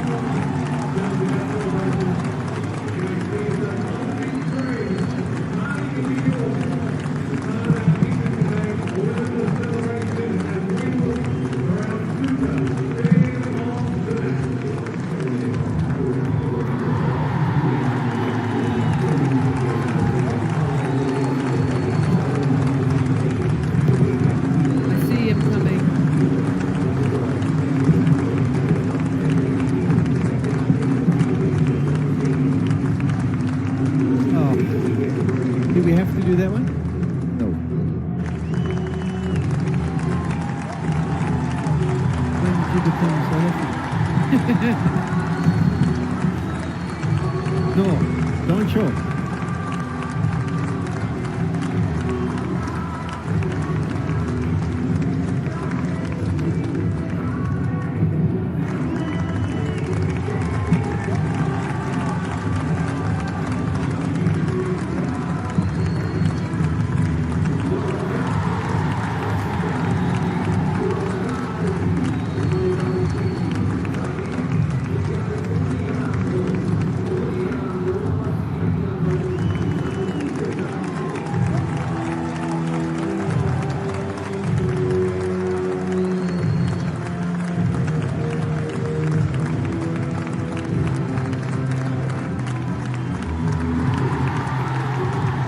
Let's revisit magic moments and Pakistan.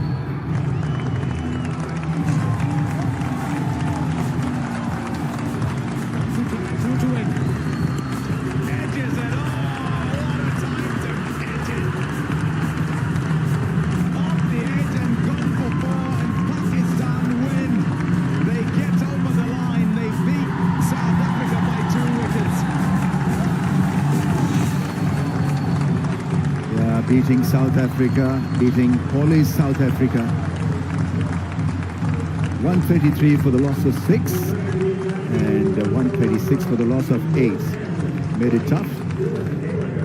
That was in Colombo, way back 2012.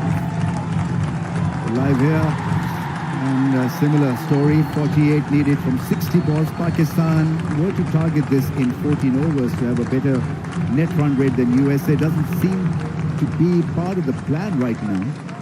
They need to go at a massively improved run rate to get there in 14.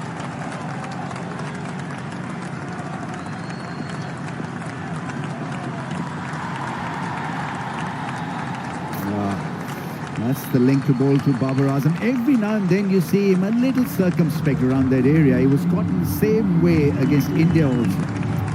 Yeah, I think it's just, it can get to your head about this surface and expecting Pop. He's taken a very short stride there, then flirts with the ball, tries to pull the hand away when he sees the bounce. Surface that you really need to commit.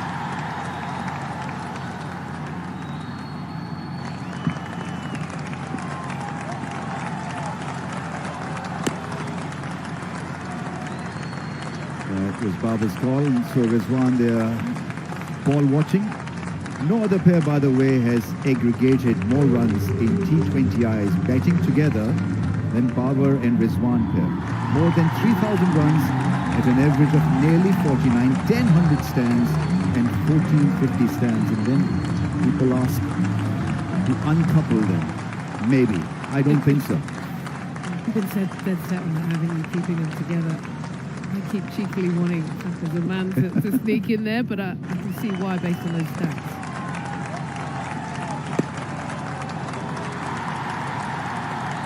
They're the most technically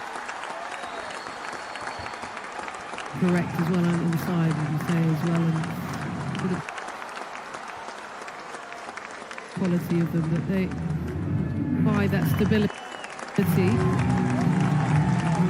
I can repeat myself that you've got to look at the Pakistan batting lineup, and then you've got to figure out whether Babar will still looking at that batting lineup, or we need somebody else to open the innings.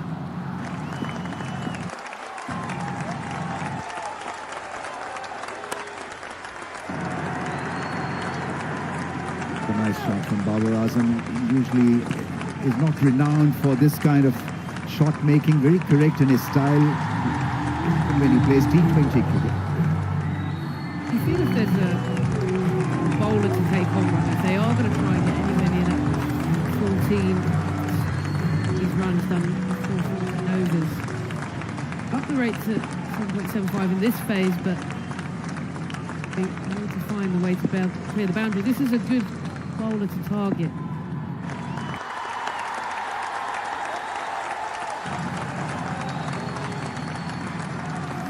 So, Paulie, what do you think if somebody gets out now? Would you want to see a pinch hitter coming in next? This man does that exactly in his normal so role. You don't want to change anything? No, no. And the left-handed option, I think, would be good. I just think Ebony's point is earlier on in the over is so valid, is that on the surfaces they haven't been able to get into a rhythm. And in the T20 tournament, you often just walk in and you just practice hitting the ball and just trying to find boundaries. But because of the nature of the surface, they're kind of being watchful rather than looking to be aggressive and positive.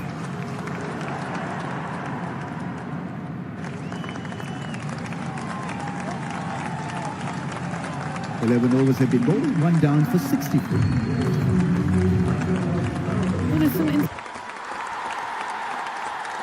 intensity here, but it doesn't feel like they're really going for it, which is, I suppose, frustrating for fans because inevitably it looks like Pakistan are in the flow here, but really to keep themselves in the hunt, that net run rate is so key. They've got the skill set of the players.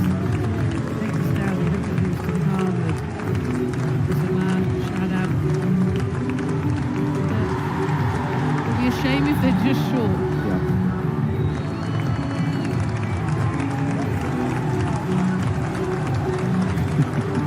They breathe again. They're such loyalists, which is great to see. What's the pressure like when the games go wrong? I mean, pressure is huge, absolutely. They nail the team almost every time. We can take a little bit of chance against a spinner here. Babar Azam, in one of the earlier overs, did hit a grand 6 straight down.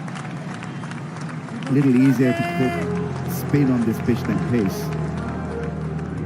They've got mid-off back, so you feel if they drill it straight and get it past a bowler, or even chips up and over, there's an option.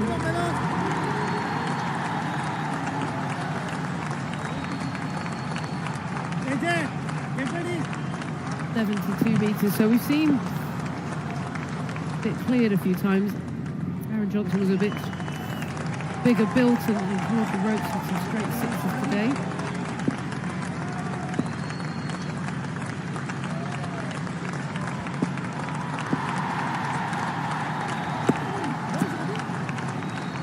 Because the nature of the middle order, it doesn't allow Babar and Rizwan to be in a relaxed mode.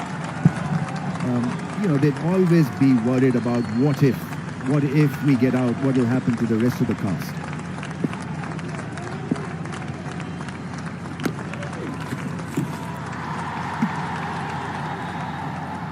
Yeah, you do get the feeling that they need to try and do it as quickly as they can, but they kind of need to get within 25 runs and then really pull the trigger. I suppose if USA lose, they're going to be losing by a certain amount of runs, which will bring that little rate down as well. So it's not exactly that they have to finish with 14 in order to get through and can affect their qualification, but it'll give them a better chance. But I just feel that once they get, as you say, they're a bit concerned. Once they get within 40 runs, they need to just go on the full out attack. They have to really bat badly really to lose this from here. Yeah, 42 from 50 balls, or 41 from 50 balls. To lose 9 wickets from here, then you probably don't deserve to win and be here.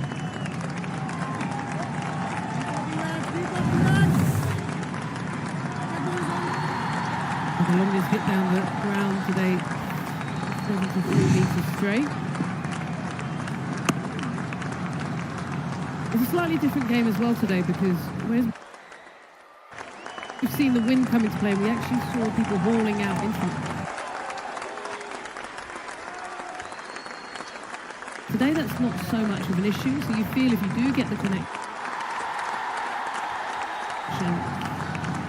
there is value. And the flags are down, so it might be one to just risk a couple, go for that big shot.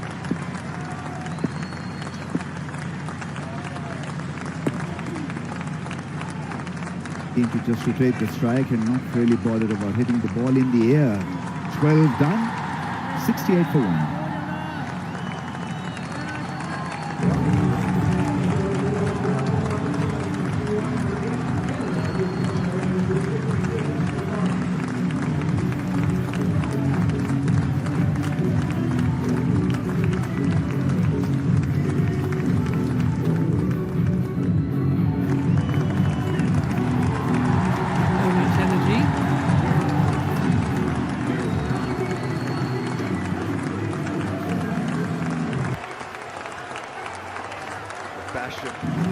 Pouring in the aisles.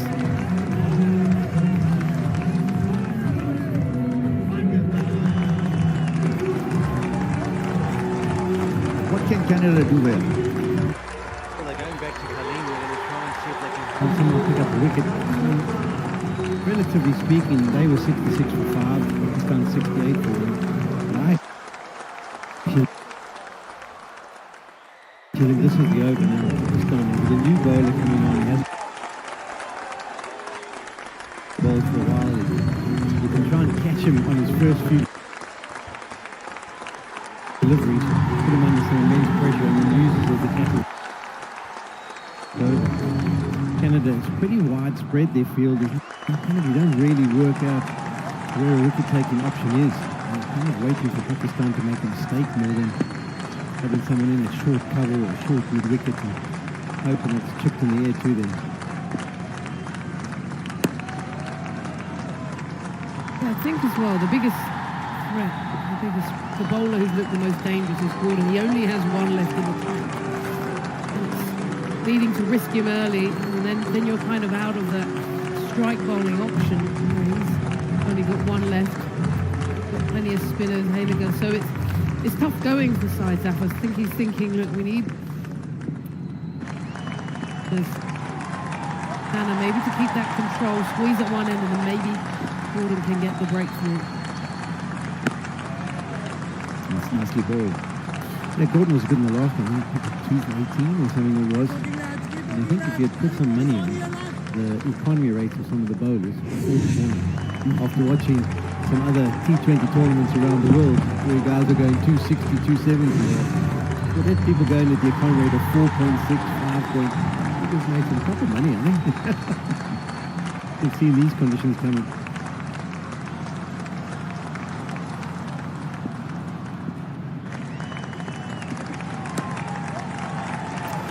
Beautifully placed.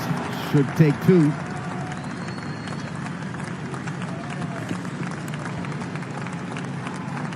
The other issue here, Canada, is it doesn't feel like the bowler's creating pressure. So it's one thing not taking wickets. Here, just again, look at this delivery, just getting loose down the leg side in this sort of scenario. It's easy to rotate. It's easy pickings. Well backed up on the fielder. Really, you want these to be stump to stump, create that pressure, then someone can get that breakthrough. But it's just feeling easy pickings right now.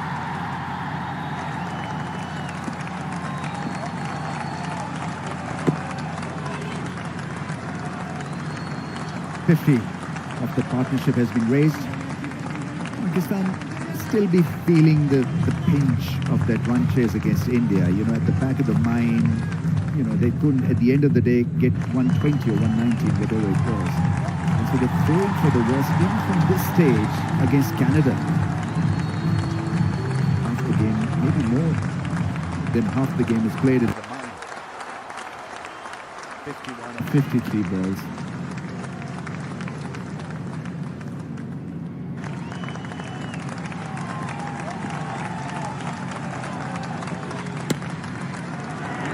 Gets it past the man at point and will go for a welcome boundary.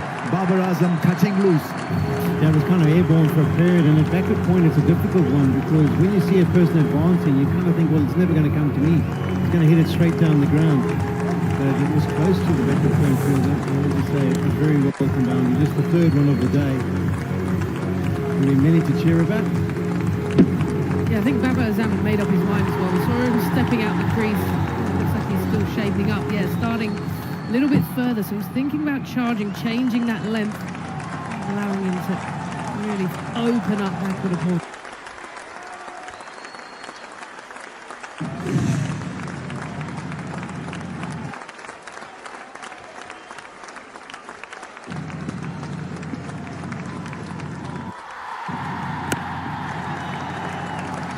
Dance, had it picked up cleanly. 32 now from 31 from 42, 76 for 1.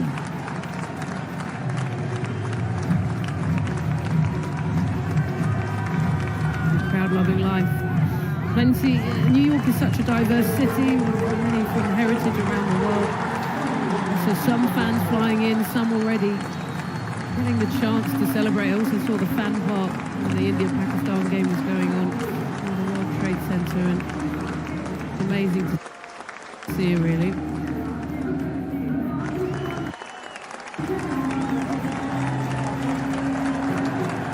.31 from 42 balls.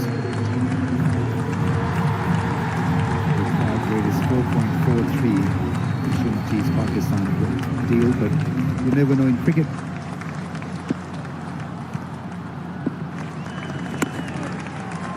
Their target of overhauling the score in 14 overs is done and dusted. I don't think it's going to happen. So now they'll need to win the next match with a huge margin, I think. Yeah, and I hope that USA lose by a huge margin when they do, if they do lose. But I think that's why the key needs to just finish it as quickly as you can. Not on there, not on there. Good thinking. Good thinking.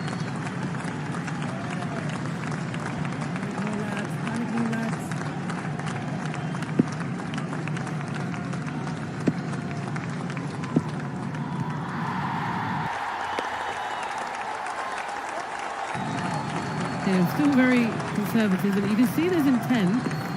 See them using their feet and try, but it's a wicket that because they don't trust the surface, and I think they're trying to make sure they just get the job done. Very little risk being taken.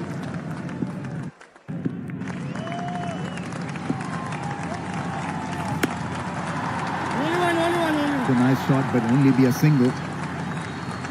You look back to the Canadian in his Aaron Johnson. I mean, he just chipped two down the ground. The mud, absolutely. So you would think you just wonder what the mindset is of if someone said to you, listen, This is to get you into the World Cup final. You have to get into the next 10 deliveries. Also, we pull the trigger very quickly, but I think because he hasn't gone according to plan in the World Cup so far, maybe just a little bit more circumspect. Big shot into the gap. Oh, that's well fielded. Desperate dive in the end. Substitute fielder Bajwa there doing a good job.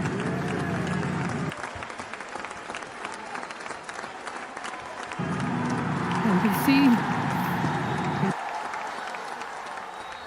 this one there was desperately just trying to get the power and the elevation. He's not the biggest, and so he got the contact, but that is a deep boundary.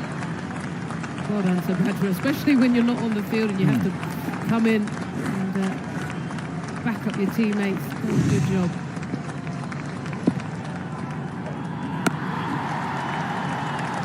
Finds the fielder. This time Rizwan, 81 for 1.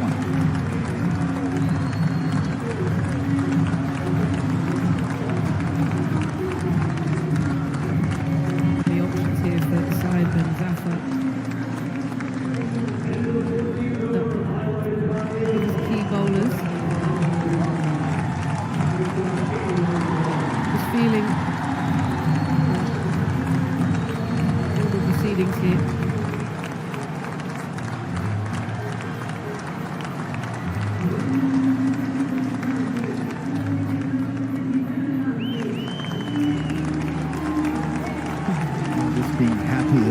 Being here. It's good training, isn't it? Yeah, absolutely. Get Starting to the them young.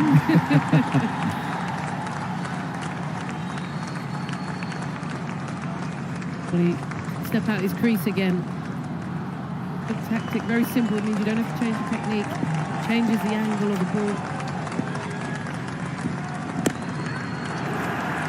Great hit, but there's no timing.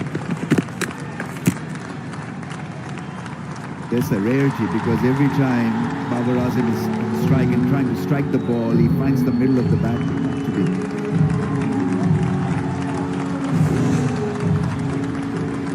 In that snooze mood, I mean, it is difficult at times really to then get cracking. Yeah, sometimes you kind of, your bat doesn't quite get up, your back lift.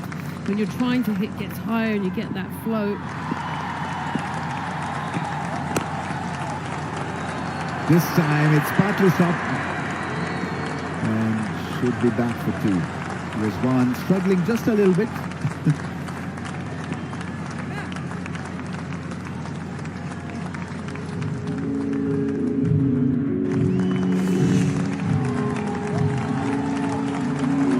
Closing the stumps and then hitting it with a straight bat.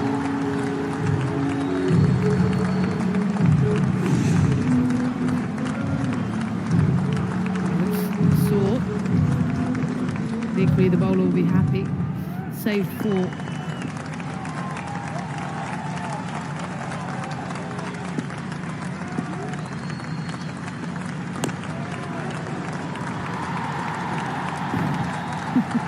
Hit himself quite hard, Babar Azam. You know that is not a natural when it comes to hitting a 6. But he's trying hard. That was a lovely straight 6. Extremely hard really to get cracking, but it's just that not to be really, because look at the shape of the blade. I think Paulie would be able to tell us, what kind of a back lift is needed for hitting a 6 shape of the blade and all that kind of stuff. I think on this surface, get down into the ramp. That's the only way you're going to get a bit of pace in it. Oh, wow, it's caught behind. And it's not the first time that he's been dismissed in that manner. Trying a funky shot, trying to run the ball down for a run, and once again it's the keeper who's in the act, and Babar Azam is gone. Yeah, he's done some damage to his bat as well. Immensely disappointed. He smashed the bat into the deck. I saw Rizwan break the bat earlier. I don't know if Babar's done some damage there, but it was the one he had. He had a little width, back of a length, tried to use the pace, and just bring up out of boundary, past the keeper, just trying to just beat his right hand, but all he could do is pick him out. And unfortunately for Babar Azam, he's got to be in his way. Hailiger, he's into the attack, he's done the effect again, his second wicket of the day. Babar has to be on his way for 33. And 3 for 2.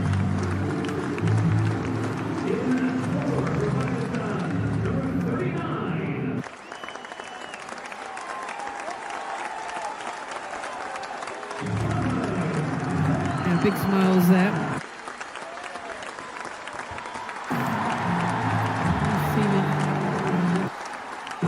Well charging in, that one was a nice tighter line to the stump, which forced him to have to try and create the angle. Needed for Canada somehow, some way, just to squeeze a breakthrough when this partnership was building. Fakhar Zaman, he's a six-hitter. So Pakistan need to finish this ASAP, and just the ideal candidate for you at the crease. I'm such a fan. If you're looking for intent, it's definitely going to come from Fakhar Zaman. And I think the key to it is we're going to be able to see if it is possible to hit boundaries on this wicket. If he spends 5 or 10 balls there, we'll be able to see if he can get his timing going. Invariably, he can. He starts with that higher back left. He gets his hands through the ball. He's always got energy. And,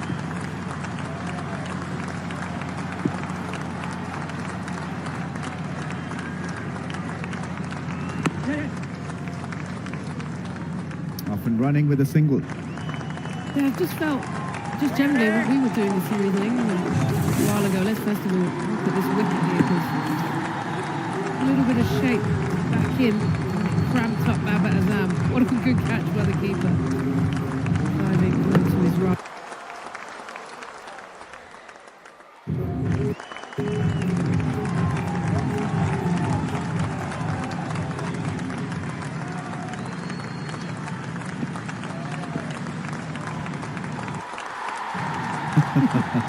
Didn't like it one bit.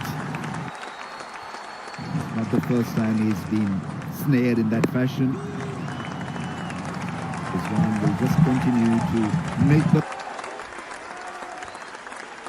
singles to take the strike, and after 15, 2 down for 85.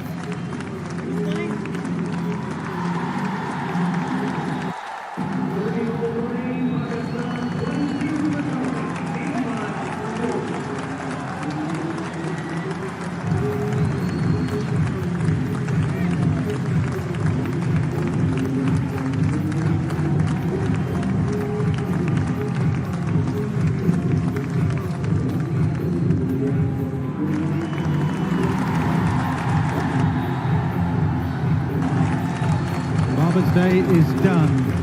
Nick tipped off the face of the bat for the keeper. The equation for his team is that he needs 22 from 5 overs. So they need to get a hurry along as well and win the game quickly, try and improve their run rate. Might bring Canada into it.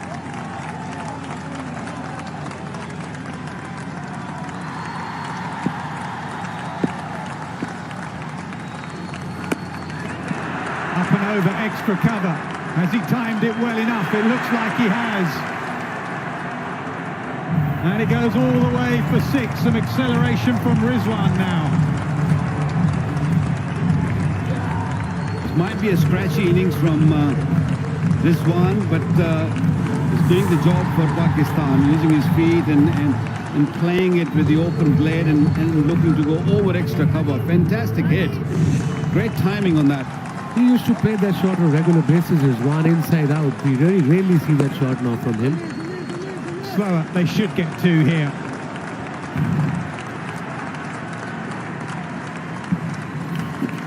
Let's have a look at the shot again. Inside out. Not an easy shot to play on pitch like this.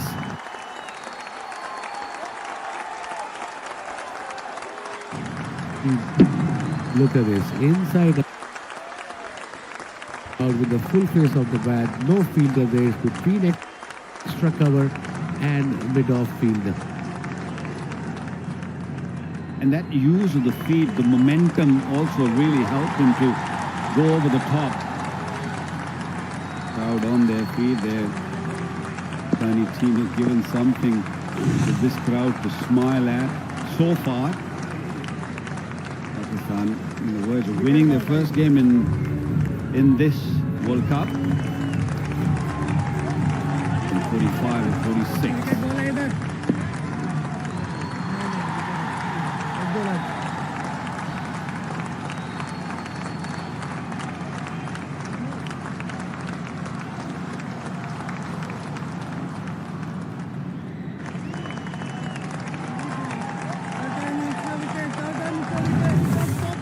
Well, you can see why Barber was so upset with himself, because he's been out like that before and he likes that late dab. He did get one down to third for a single, but he then off the face of the bat to the keeper. But he plays that shot on regular basis, Naz.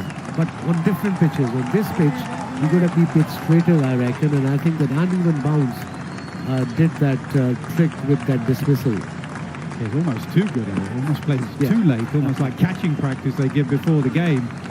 Now, what is going on out there? I think there's a problem with the security guard. There's two yellow jacket, Viz jacket security guards. Keep moving. Rizwan not happy.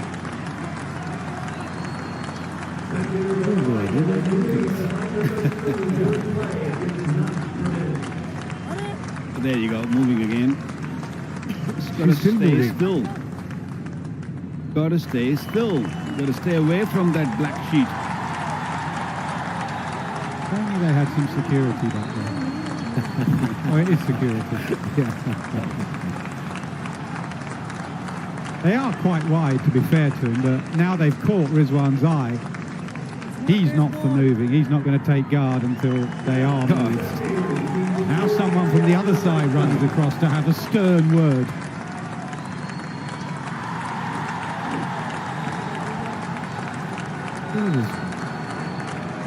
But in their defense, like you said, they're miles away from the side screen. Right, Rizwan's happy.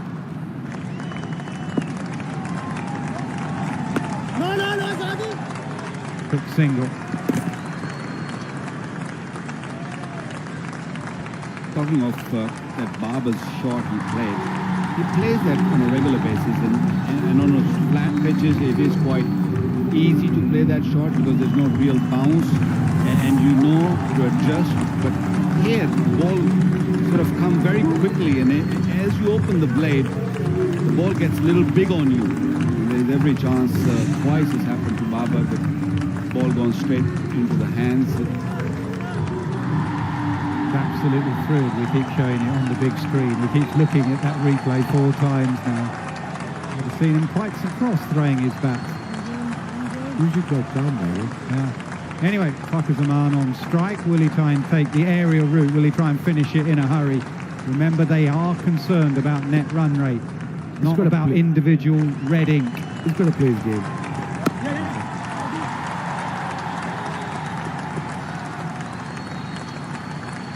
Very good cricketer for Zaman. He used to open for Pakistan for the last year or two. He just batting at number 4, number 5 for Pakistan, mostly at number 4.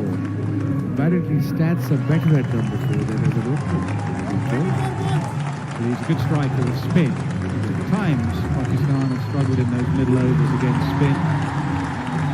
See why they have him there.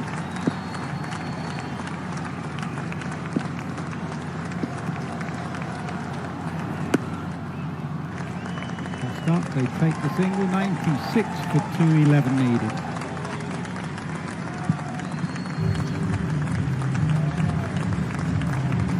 Of 24. 96 for Pakistan. It's a beautiful day here, a glorious day for cricket. Comfortable weather, not very hot, not very cold, and support has been exceptional for Pakistan. Even today's game, Pakistani fans came out in numbers, loving it, supporting their team.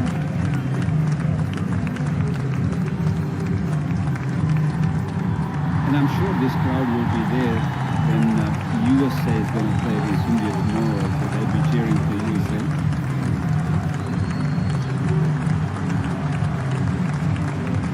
India needs to win that game for Pakistan's sake. And then Pakistan needs to beat Ireland, and Ireland need, oh my God, there's too many ifs and buts. So just leave it for now. And then the run rate guys.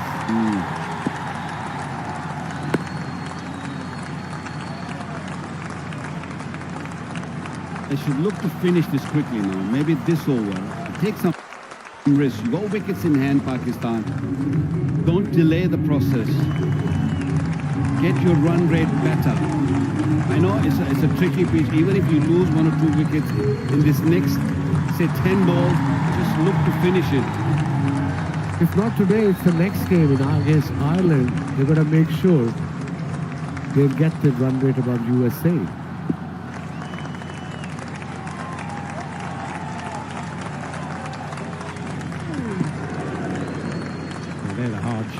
here.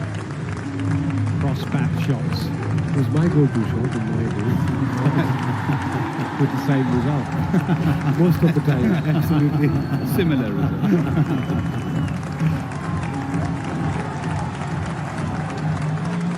Yeah, I'm afraid the forecast's not great for Florida the rest of this week, so Pakistan will hope it stays dry against Ireland, because they need to win that and win it well.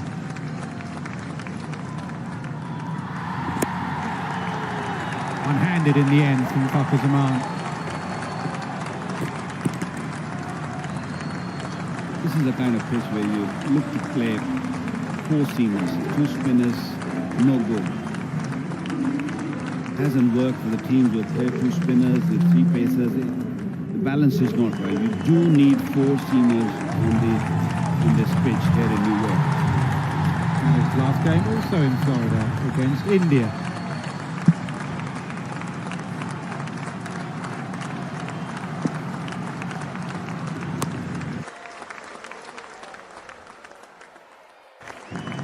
Pulled.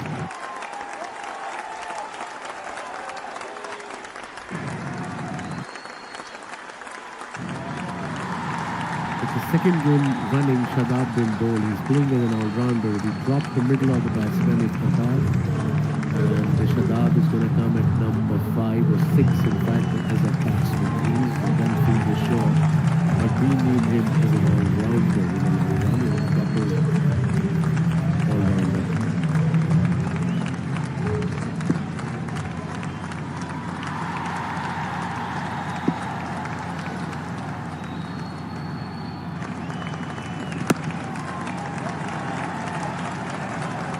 Up for Pakistan. Only 3 fours and 2 sixes. Slow going, but Pakistan will be happy with the progress today. They love to see 2 points on the card and then hope for things to go their way in the upcoming games.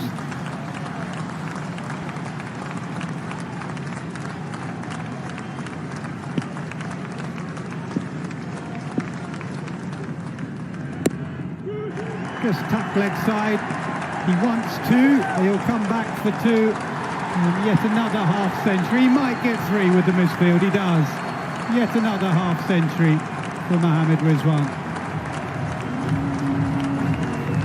52 from 52 deliveries. 103 for 2.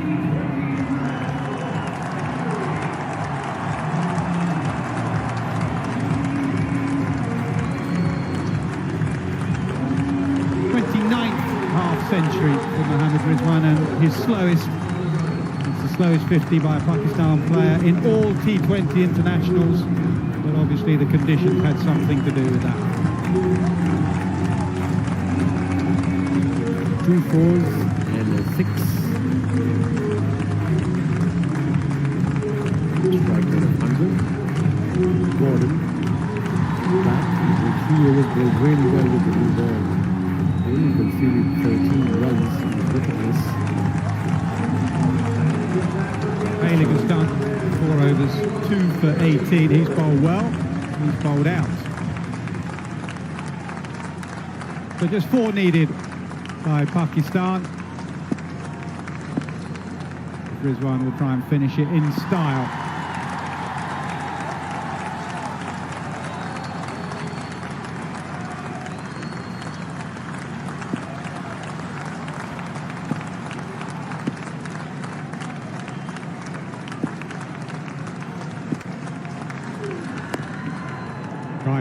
Drags it leg side. Again, they could think about 2. No, Rizwan says no. You expect your batsman to be middling the ball when he's got 50, but still not really finding the middle of the bat. He played a couple of excellent shots. This was just for his 50, just nudging it away for 3 to get to his 50, 29th 50. The crowd, at least, very happy. Rizwan raising his arms to the crowd. In the air. Could land safely. No, taken. Fakhar Zaman trying to finish it off with a big hit. He can't. Pakistan lose their third wicket. Another cross-bat shot, and in all matches here in New York, we have seen that if you play a cross-bat shot to a fuller-length delivery, you always get into trouble. And Fakhar Zaman World Cup has not been that good, and he's been dismissed quite cheaply once again. Pakistan losing another wicket, 3 down now for 104. They don't mind that wicket going down as long as they finish this game. Only scoring 4 of 6 deliveries is 104.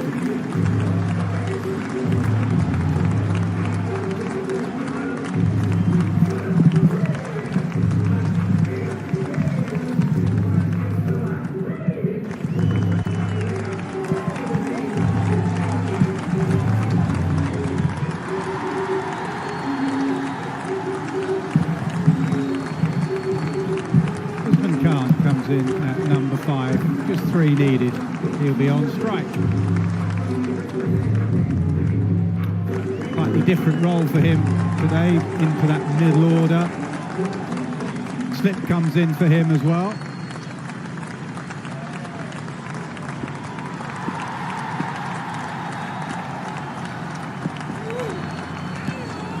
Will be a wide, or it should be a wide, yeah.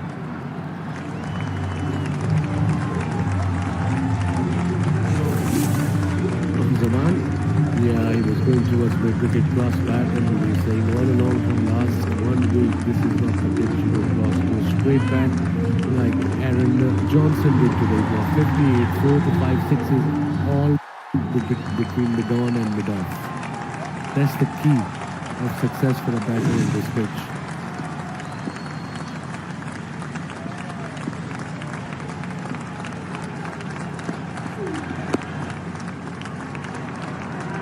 Ball, and they will come back for 2, and that will do nicely for Pakistan.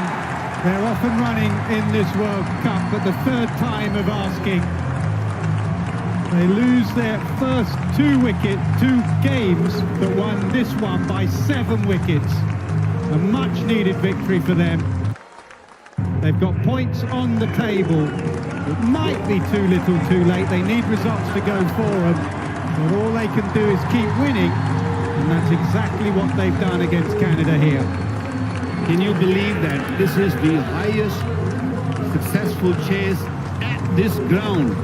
In this Pakistan only were just looking for 107, and it took them 17.3 overs to get there. But at least Pakistan got on the table, they got 2 points. They'll be pleased with the performance.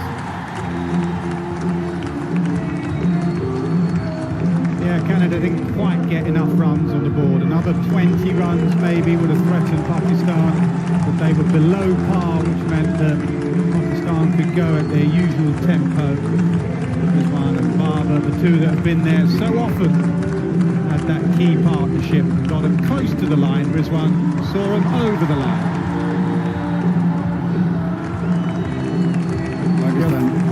Pakistan made a few changes in this World Cup. They've been bringing players in and out of in the 11, and eventually hopefully they found the right combination.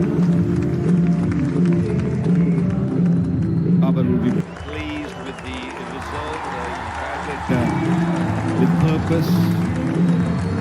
And, maybe a little too late, but at least they've got points, and now they've got to sit back and see the other results. There's a game tomorrow which Pakistan will be watching closely and hoping that India will thrash USA with big margin and leave some hope for Pakistan going forward. We've got a 4-day gap now. The last game against Ireland is on the 16th, and that too in Florida. Different venue altogether, different weather. Weather has been exceptional in New York. 24, mid-25 in the morning, early morning, slightly chilly in the 20, and great support for Pakistan and for India, and of course for all the teams. 50 is looking wasn't very happy. So trying to chase down 106. It was those two again. Babar Azam 33 at a runner ball. And Mohammad Rizwan unbeaten at the end. 53 from 53. So both of them going at exactly a runner ball. I don't think Canadian bowler will be too unhappy with the effort with the ball in hand. They picked up 3 wickets in the 17.3 overs, and they did not allow easy boundaries. 2 wickets for Helliger and a wicket for Gordon. So Group A, Canada against Pakistan. 106 for 7. Canada, Pakistan. Babar Azam won the toss and stuck them in. Johnson played brilliantly. 52 from 44. That is a serious knock on this surface. Serious power down the ground. Look at the discrepancy. The next highest scorer, Kaleem, with 13 not out. And in reply, Pakistan chased it down and they won by 7 wickets. Let's find out who the player of the match is With Ramiz Raja. Mohammad Amir, 2 for 13 in 4 overs, economy of 3.25 is the player of the match. May I invite Salman Nasir, the CEO of PCB, to give it to the award to Mohammad Amir. Mohammad Amir, you know, these pitches were tailor-made for fast bowling, but even then you had to pitch the ball in the right area. How pleased are you? I think, yes, as you said, as a bowler, you have to adopt the conditions, what the conditions are demanding, and I think I was doing the same, what our conditions are demanding. I was trying to hit the right areas, and that's why I got the success. I mean, you had to bowl with the new ball, then come back in different phases of the innings. I mean, how taxing is it for a bowler to bowl in different phases of an innings? No, you know, as a professional, you have to be ready for any situation, and my role is very clear what I'm going to do with the new ball and with the at the death. So I'm very clear with my plans. That's why I think I'm getting the success. How about that in-swinging ball that you bowled the batsman with? How difficult was it to achieve that, and how pleased are you again? I think the plan was clear to just set him up. I was bowling away swings, 3-4 deliveries. Then I thought this is the time to bring him, and I think that's why I got. And final question, it must be pleasing for Pakistan to get off the mark in this tournament, right? Yeah, that was a much needed win, to be honest, and you never know, one more win, and who knows. Okay, best of luck, and once again, well done. Thank you, thank you. Yeah, who knows indeed. What do we feel was the turning point of this game? It was when Johnson pushed it on the offside and Nicholas Curtin thought he was going to go for a run, but Imad Wasim pounced extra cover, left hand, excellent technique over the top, nails the middle stump. Curtin was gone and that dangerous partnership was broken. So there the phases, 28 for 1, 31 for none, 26 for 1 and 22 for 1. They never really put their foot down to accelerate. They didn't have to as far as this game goes. I might look back on it and say, wish we went a bit harder at the end of the tournament when net run rate will come into play, possibly.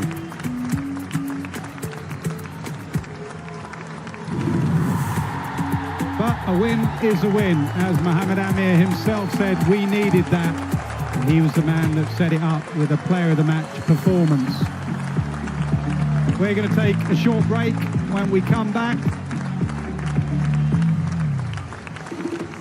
we will talk to the captains,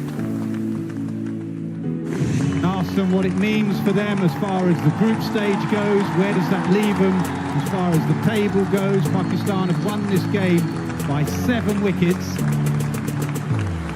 That's what it actually means for the group stage. Group A, India and USA right at the top. They play tomorrow at this venue. Last game at this venue. Pakistan nip above Canada, played 3, 1-1. All eyes on tomorrow. And India do Pakistan a favour by beating USA comprehensively. So we will have those captains and hear from them after this break. Ramiz Raja is still down there waiting for the captains.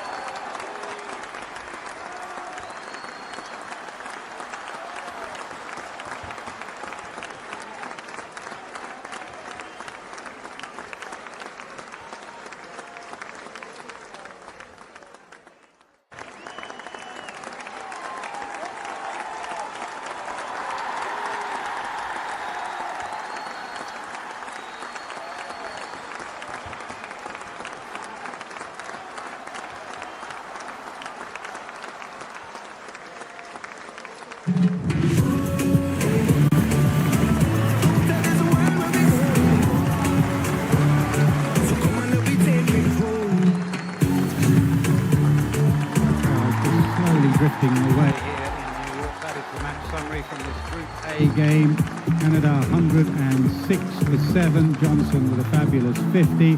Pakistan in reply 107 for 3. They win with 2.3 overs to spare and with 7 wickets in hand. So it is time to hear from the captains. They're both with Ramiz Raja. Saad bin Zafar here with us, leading Canada. How disappointing was the result for you then? Definitely, it was a bit disappointing. We wanted to play positive brand of cricket. I think the wicket was not really helpful. It was difficult to bat, especially early on. Not a good toss to lose. But I believe Pakistan bowlers bowled really well up top. They bowled in the right channels. They continuously picked up those wickets and we never could build up a partnership. I think we were about 25 to 30 runs short of the target. It was a 130 plus wicket. Had we scored 130 plus, we could have made a game out of it. Even with this total, I think we really needed to get some early wickets, penetrate through to the middle order, but which we were unable to do, and I think that's where we lost the game. And it's not a case for Canada to, gain some experience because you are eyeballing sides, which is a good sign.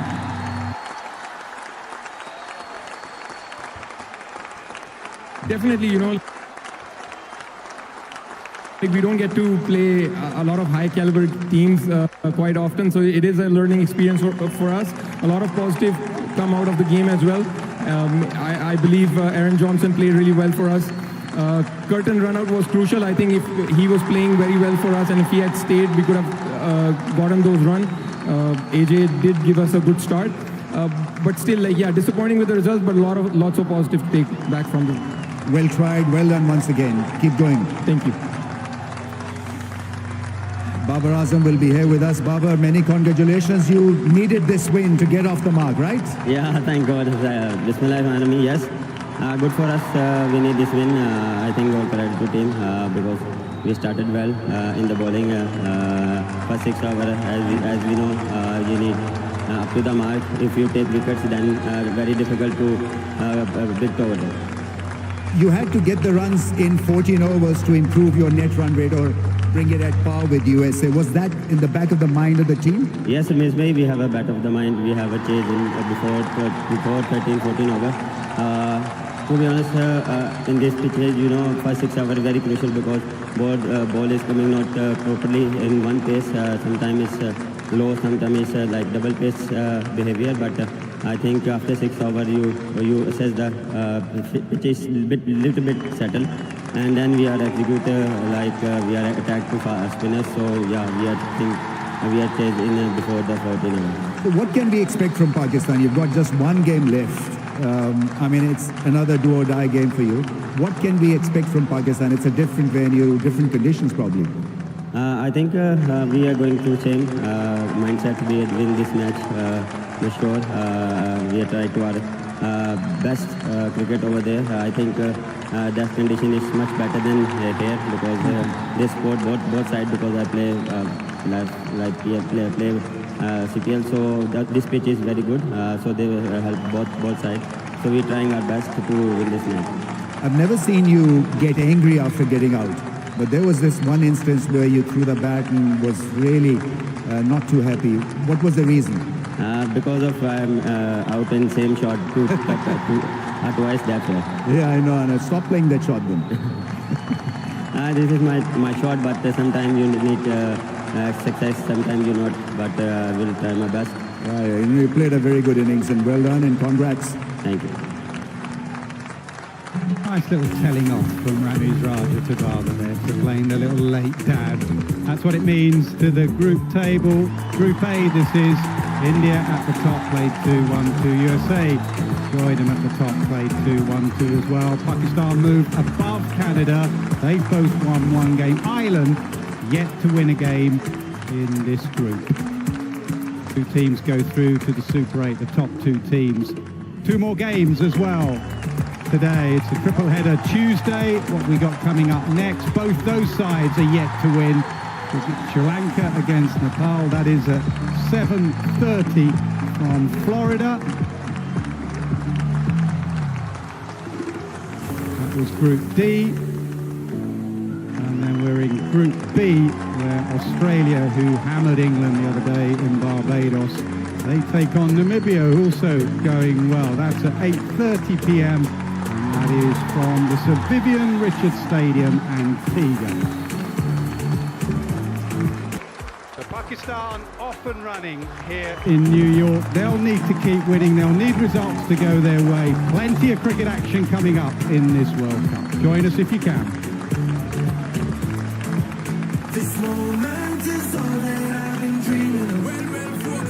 So our time, so let me take it home. And knock it down, that is 2 balls, 2 balls. Beautifully played by Johnson. He's got such a good eye. Johnson ain't going to miss out on those ones.